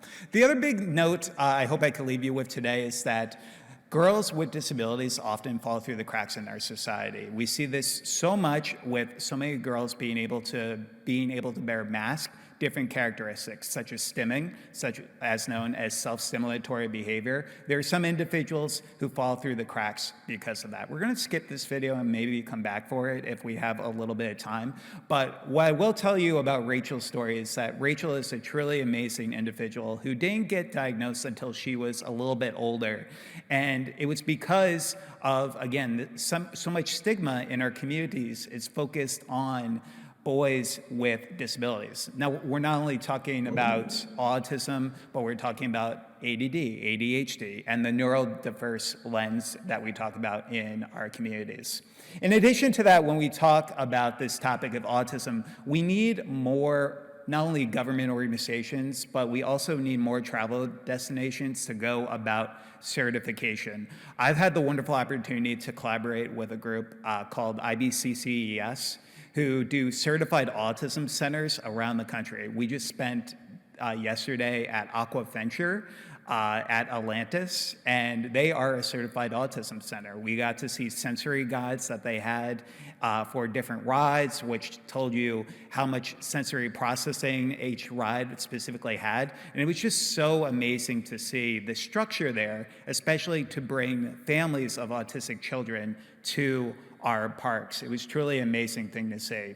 In addition to that, when we talk about this, it's also just great to reduce stigmas. One of the great things about certified autism centers is that they train up to 80% of their employees on autism and sensory awareness in the hopes of helping these individuals understand a little bit more about how to approach our community.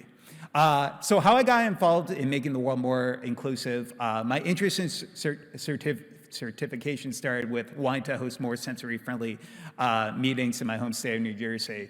For the past 10 years, I've played an autism and sensory-friendly Santa Claus, where we had the opportunity to meet children with disabilities at their level to really, truly support them, especially from a sensory processing perspective. So I decided to join a board called IBCCS based in Jacksonville, Florida in 2019 to support this community. So during my work in public speaking, one of the most interesting experiences I had was when I was speaking at a Fortune 500 company, and we were speaking about diversity, equity, inclusion, and one of the individuals in there asked me if every single person who has autism grows up to be the good doctor. If anyone has seen The Good Doctor is a show on ABC focused on Dr. Sean Murphy, a savant who is on the autism spectrum. And that is why we need to make sure people realize that autism is not only in children, but there are going to be individuals in our workplaces that you meet in the future who are also going to have these diagnoses. And not every single person you meet will end up fitting in this lens of the Rain Man, good doctor stereotype. So that's the other big thing. We have to realize that autism has no look. Typically, the two most common things people say to me when they come up to me for the first time is they say, Kerry, you have autism, but you don't look like you have autism. And then also, Kerry, you have autism, but you look so normal. Disability has no look. And it's important that we not only discuss this, because it's also important about promoting kindness. When we talk about our society, there are going to be people that you meet who you're only going to see the challenges that may face on the surface. You're not going to know what's going on in day-to-day lives. So one of my biggest challenges, though, was sensory related. I grew up having a hypersensitivity when it came to loud noises. I would wear earbuds in my ears. I would wear sunglasses in many of my classrooms due to fluorescent lights. So luckily, though, I had not only a great occupational therapy team, but I also had an in-house occupational therapist who truly, truly helped me. And this is a global movement that we're seeing. There are more groups that want to go about certifications because they realize that it's not only the right thing to do, but it also demonstrates high ROI, because at the end of the day, more individuals are likely to buy products from groups that patronize with the disability community and support those with disabilities. We were so excited to see that Mesa, Arizona became one of the first autism certified cities in the globe. And they have done a remarkable work, not only to provide certified autism centers for first responder groups, but also their businesses and travel destinations as well. And in addition to that, Dubai recently announced it plans to become the first certified autism destination in the Eastern Hemisphere. Give your guys yourselves a round of applause. That's really, truly, truly remarkable. And we need more individuals like yourselves championing this cause. So we applaud Dubai for taking the necessary steps to make certifications like this possible, realizing the importance of the autism community. One of my favorite experiences I've ever had was at a certified autism center. After growing up as somebody who struggled with textural issues and having issues with water on my skin, there was always something soothing about playing with animals in the water. So I got to go to the Discovery Cove in Florida, which was at a certified autism center, and we got the opportunity to swim with dolphins. And I have terrible balance issues. I can't ride a bike for the life of me. And in the water that day, I was having some challenges because the land was very, very tough. I also have flat feet, so that didn't help the situation. So I was at Discovery Cove, and one of the best things that somebody did for me there was just showing me compassion. They not only showed me compassion in being able to just hold my hand while I was going in the water to swim with the dolphins, but they asked questions when they were unsure about something. I think some of the easiest things that could help our autism community are some of the things that just make the most common sense in the world. Continue to ask questions when you're uncertain about something, and then also pursuing competence. They pursued competence for me every single minute that I was there at that park. And that's truly why I love the idea of certifications in our local community. In addition to that, other things to consider, autism and the majority of disabilities are lifelong. While early intervention is the key, those first 5 years are pivotal, we need to realize that people don't cure themselves of having autism. We spoke in Egypt a few years ago when we were laying the pyramids of Giza blue, and I was just talking to somebody about this earlier, and one of the parents asked me if exorcisms could cure autism, and I was like, oh, wow, that's an interesting perspective I haven't heard from before. It just goes to show that the education truly needs to be there in more of our local communities, because if you don't have that personal connection, and just by a show of hands really quickly today, how many of you know of somebody who's on the autism spectrum? And if you feel comfortable, how many of you have a sibling or a family member who's on the autism spectrum? Okay. And if you feel comfortable enough, how many self-advocates are here today? Yeah, we have quite a few. It takes a village, and using your voice can truly make such an important change within our community. Another key message I hope I can leave you with today, if it isn't written down, it didn't not happen. Documentation is so important, especially when we look in 2023. Hearsay is something we really can't get behind anymore. We need to make sure that we're not only documenting in our workplaces, but also for our kids. I think it's important for every therapist and educator to have a journal where they can document for their child, look at short and long-term goals that they have for the individuals, but also helping the parents understand about their developmental milestones as well. And I truly believe this message right here. I think schools should truly have a mandatory class that you get credit for, where you learn more about people with diagnoses. Imagine students getting just a little education on autism, ADHD, Down syndrome, dyslexia, cerebral palsy. It could make a huge impact on understanding and acceptance. I truly believe that in that message. And that's why many individuals in our local communities are pivoting our conversations. April is also known to many of us as Autism Awareness Month, but many individuals in our community are pivoting it to Autism Awareness and Acceptance Month, realizing that it's not enough to just be aware about autism, but how can we be inclusive? So these are some great ways that we can be inclusive in our education setting today. One of the biggest things I say is that finding an individual and understanding what type of learner they are, whether they're a visual learner, whether they're an auditory learner, or whether they're a kinetic learner, where they learn by movement and moving around. Being able to, again, meet every single individual where they are. Being concise, giving choices, also considering visual timers as a way of helping individuals with transitions. Educate on stimming and flapping. For example, I've been stimming this entire time. Every single time I've moved my hand like this is a stim. And for everyone here in this room, every single one of you stim. Whenever you've rocked back and forth in a chair during a long meeting, that's a stim. Stimming and flapping can look vastly different. Some are going to be arm movements, twirling around in circles, while some of it is just like me, just rubbing my hands and doing this every now and then. And for so many individuals, if you see that happening, don't stop the stim, especially if it's not injurious to them or people in their local community.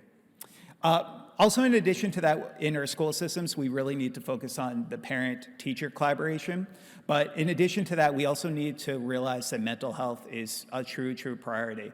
We need to defeat stigmas that see autism as a mental health disorder, but we do need to realize that some people with autism have mental health-related challenges and comorbidities. So connecting on people on a personal level, but also researching social emotional learning as well can be really beneficial. Also, in addition to that, consider lesson plans in your schools focused on giving individuals positive peer role models to look up to. We get the opportunity to speak in a wide range of K through 12 schools, where we get the opportunity to discuss, for example, individuals like Michael Jordan has ADD, Magic Johnson has attention deficit disorder, and my favorite on this list, Dan Aykroyd.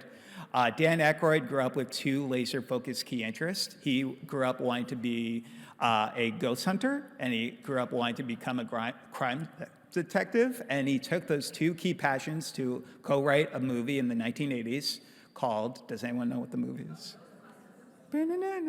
Okay, sorry, karaoke with us later. We'll be outside during the lunch break.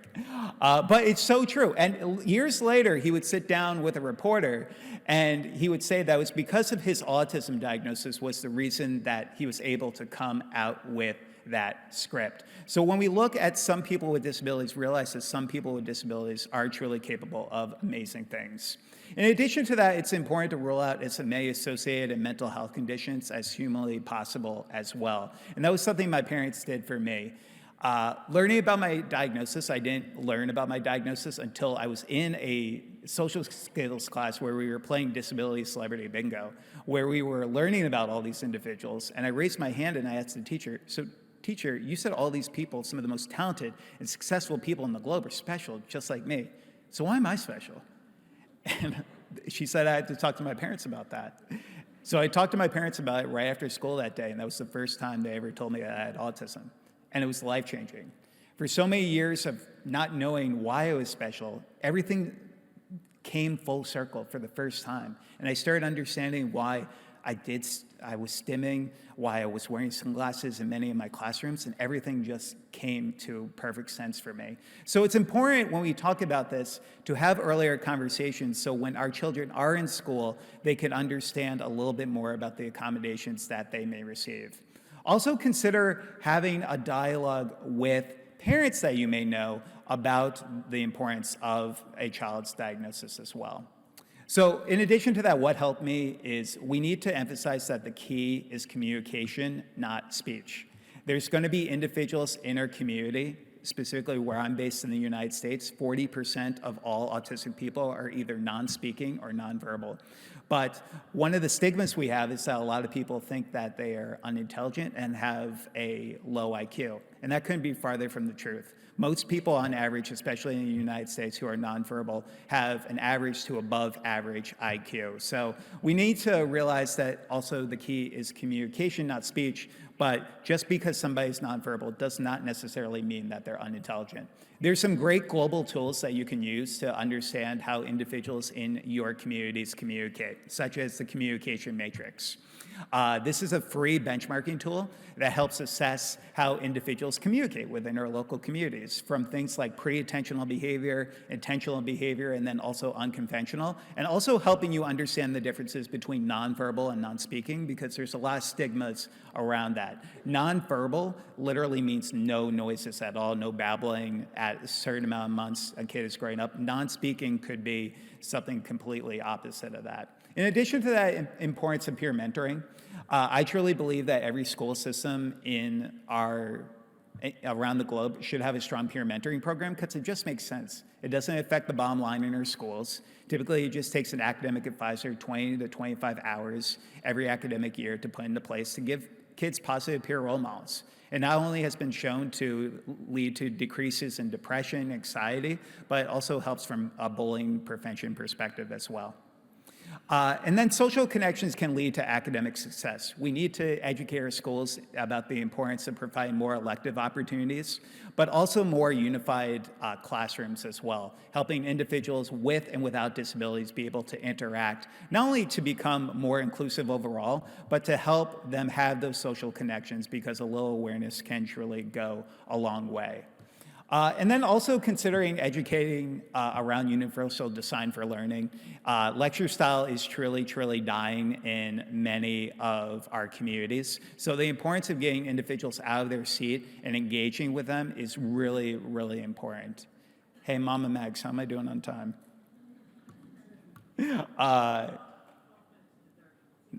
Nice, nice. See, I put her to work. Guys.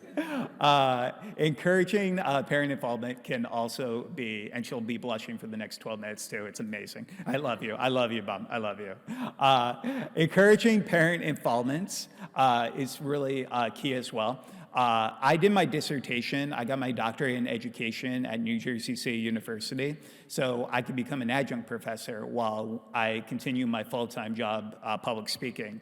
And I did a qualitative study focused on the perception of resources for parents of children with autism who are in online communities. And what we learned from these semi-structured interviews was the importance of trying to find a village, especially for those who have multiple jobs, for military families who might be traveling a lot, being able to find your village online. And seeing that a lot of parents have found success using Facebook groups and other methods of technology as a way of helping them communicate, especially around referrals towards different therapies and supports in their local areas. Also consider in your schools having alumni organizations comprising of individuals with disabilities to educate the school districts about the disability community and what helped them when they were in school. Again, something that doesn't affect the bottom line, and it just makes a lot of sense. In addition to that, creating home safety zones, one of the things that we've loved about the certified autism centers we've seen here in Dubai is that each one of them has a quiet zone or a quiet space. And that just helps so many of us, regardless if somebody has autism and has social and communication challenges or sensory-related challenges. All of us could use a quiet space every now and then. I know I could. And then also considering how we look at visuals, especially for non-speaking individuals, I definitely recommend, especially in local parks that you know, considering advocating with your local governments to look at instituting communication boards as a way of helping individuals who are non-speaking communicate with those who are verbal. PECS boards, also known as Picture Exchange Communication Systems, are something that has truly been very, very helpful for many individuals within our autism community.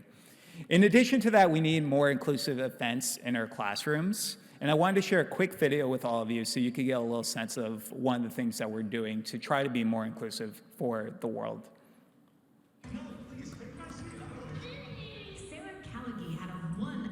Meeting with Santa.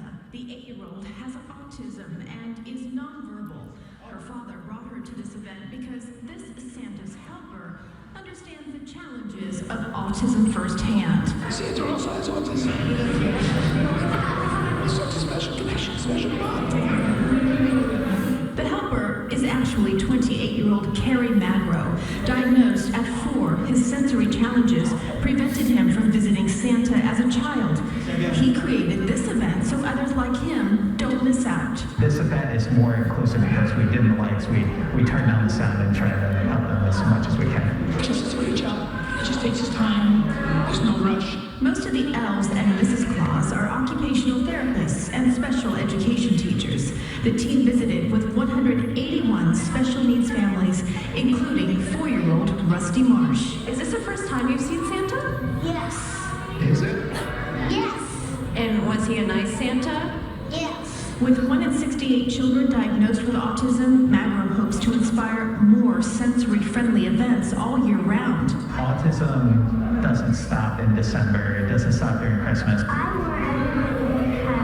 Santa says, This is the best Christmas gift of all. This is the 3rd year of the event, and Magro's mom is one of those jolly elves. So the girl in the last slide that said, I want everybody to be happy, we're actually working on a children's book together right now that is going to be focused on autism and sensory-friendly Santa, where I believe most of the proceeds will go back to our scholarship program as well. So it's just important overall when we talk about these sensory-friendly inclusion events. Again, it just makes sense. It gets more people out to our public areas. It also can help build attendance, especially after COVID-19, with COVID-19 hesitancy in some of our areas. If you want to learn more about how you can create a sensory-friendly inclusive event, I would definitely recommend going to this website called paautism.org. On their website, they have a one-sheet PDF where you could learn a little bit more about the sensory considerations you could put into place to make this a reality in your local area, such as being able to turn down bright lights, turn down external noises, and the other sensory considerations as well. Also realize that bullying is such a huge epidemic across the globe. When we were here in 2016 speaking at the Autism Around the World conference, we got to work with the Dubai Autism Center.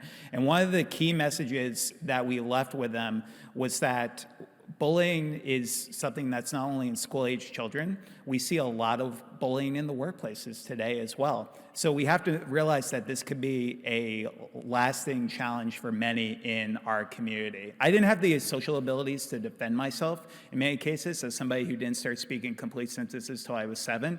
And it's really, really important that we educate our kids on what a friend is, what a bully is, and how to go about stopping bullying, especially for our verbal students. When stopping bullying happened for me completely, I realized what bullies did. So I would role play different scenarios in my classrooms with my teachers on how to stop a bullying, where if somebody said to me, Kerry, you have autism, but you are so stupid, I would turn around and I'd be like, well, yeah, sometimes I do stupid things. Thank you so much for bringing that to my attention. And that literally would stop the bully from because when you don't give them the power over you, we have to realize that bullying simply is just that, an imbalance of power. And when that bully wants the power over somebody else, being able to tell the bully that regardless of what you say, you could hate my guts, I'm still gonna love you anyway, it completely stops that situation from happening. So let's continue those conversations. October is also National Bullying Prevention Month, so it has a global perspective on discussing the importance of pivoting from autism awareness to autism acceptance. There's also going to be individuals in your community who would prefer to be called an autistic individual versus a person with autism. That's really, really important to understand. There's some individuals, especially in our autism and deaf communities, who find validation in their diagnoses. So in addition to that, when you look at things like low functioning and high functioning, it's really, really important to understand that I could speak in front of a room of 300 people like today and be considered quote unquote high functioning. But people don't see the struggles that I'm probably going to have to deal with tomorrow, recharging my batteries because of being able to speak, hearing the speakers and the loud noises going on. And during that time, I would not be considered quote unquote high functioning. So when you think about this, consider support needs, those who might have high support needs versus low support needs. And like so many of our speakers have already mentioned, just calling the individual by their name and explaining a little bit more about their strengths and associated challenges.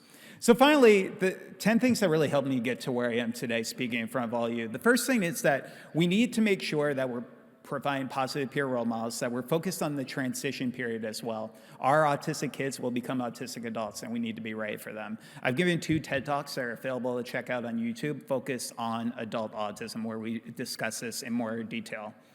Role-playing, it just helps everyone. It helps build a structure, not only in terms of mock interviews, dating scenarios, but also helping build on social skills as well.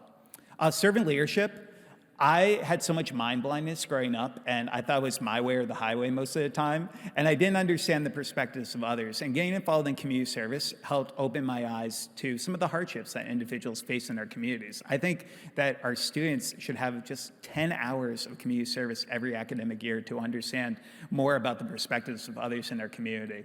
Learning from other self-advocates, you obviously got to hear from Dr. Temple Grandin. She is phenomenal this morning. But continuing to promote self-advocates to give individuals an opportunity to look up to somebody. Peer mentoring, it just makes sense. Every school should have them. Before COVID-19, we were giving staff development for 350 educators in Las Vegas. And we asked them, how many of you have a strong peer mentoring program in your school? And only 3 out of the 350 raised their hands. And I was stunned. This doesn't affect the bottom line, and it's just the right thing to do. Like Queen Latifah's character says, create a bigger box. So when it comes to therapy, you have to meet each individual where they are. But I've seen positive benefits of cognitive behavioral therapy as a way of helping individuals go towards positive thoughts who might have negative thoughts and challenging behaviors. Self-reflection, I think, again, documentation is key for all the educators in the room. But in addition to that, it just helps build on self-awareness for individuals, especially those who are just learning about their diagnosis. Physical activity, as we learn more about the brain, we're also realizing that just 30 minutes of walking a day has benefits on short-term and long-term retention, while also helping with positive endorphins. Also, finding support networks. ICAN is a tremendous, tremendous resource. I hope all of you go to their website after this presentation today and really gain the resources, get their ebook, because they're truly making a difference. And then also writing a blog, because your voice has true power within our community, and it's upon all of us. If I could leave you with any final message, is I hope you can be brave. I grew up being the kid who never wanted to tell anybody about my autism diagnosis because I was worried how everybody would feel when they heard that I had autism for the first time. And now today I go into the companies and they say to me, Kerry, I want to do professional development on autism, and I want to have you speak in my conferences, but I'm not brave enough to kind of talk about autism because it's such a sensitive topic. And with the numbers continuing to increase, not only where I'm from in the US, where it's 1 in 36, but globally, I want every single one of you in this room to be brave, because it's about our community and it's about supporting these individuals across the lifespan. So I like to say that autism can't define me, and I define autism. And I can only hope that regardless of any single journey that any of you have in this life, that you can go out there You could define your lives and your journeys in the way that you best see it every single day. And if you need any help getting started in these conversations, please stay in touch. Thank you all so much for having me here today.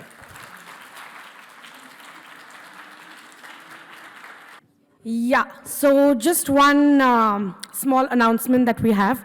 We would really love to felicitate Kerry's mother, and we would like to call upon Miss Mercy, as she's as well a parent, and hand over the award to Kerry's mother. Ma'am, please.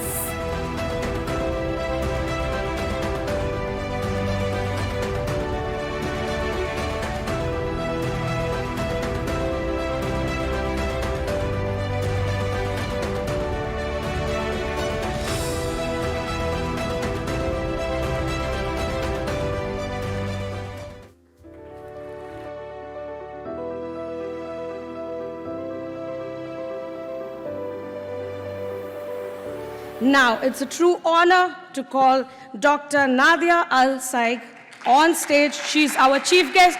Please, all of you all, a big round of applause for ma'am. She's the founder and director general of Senses Residential and Daycare for Special Needs. We would really like to felicitate ma'am, as Senses has been the strategic partner for ICAN.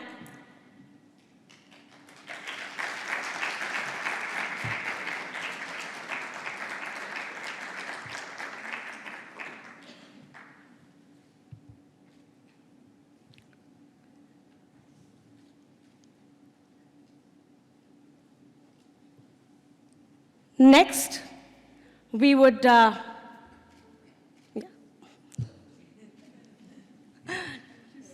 social media. Yeah.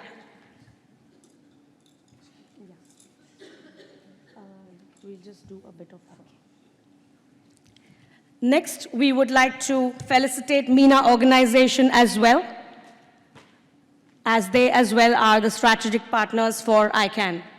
A big round of applause.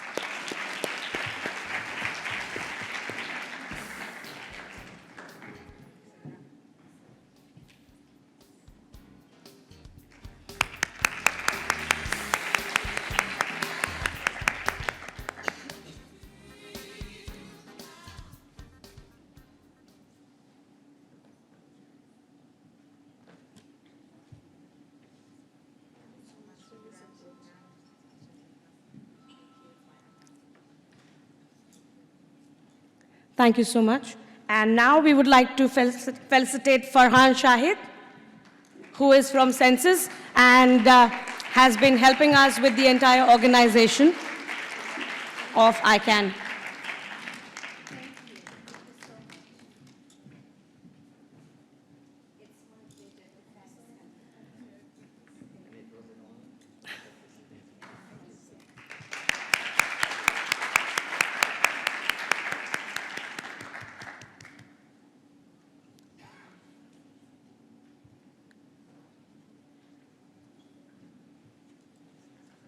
So thanks to one and all for helping us putting this show up.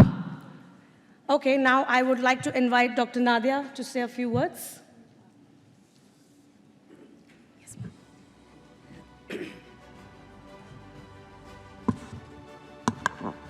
Bismillah ar-Rahman ar-Rahim. والصلاة والسلام على خير الأنام محمد المصطفى وعلى آله وصحبه أجمعين. Good morning everyone, and I would like to welcome the International Conference for Autism and New Developmental Disorder, ICAN Dubai 2023. It's a great honor to be a part of this event, and hope we come down with this conference with the best practice to the region and share knowledge to the latest trends on autism and new developmental disorder. And really, I would like to take the opportunity to thank you all, thank the speakers and the partners of this conference, and especially the audience for your participation. Thank you so much. Thank you.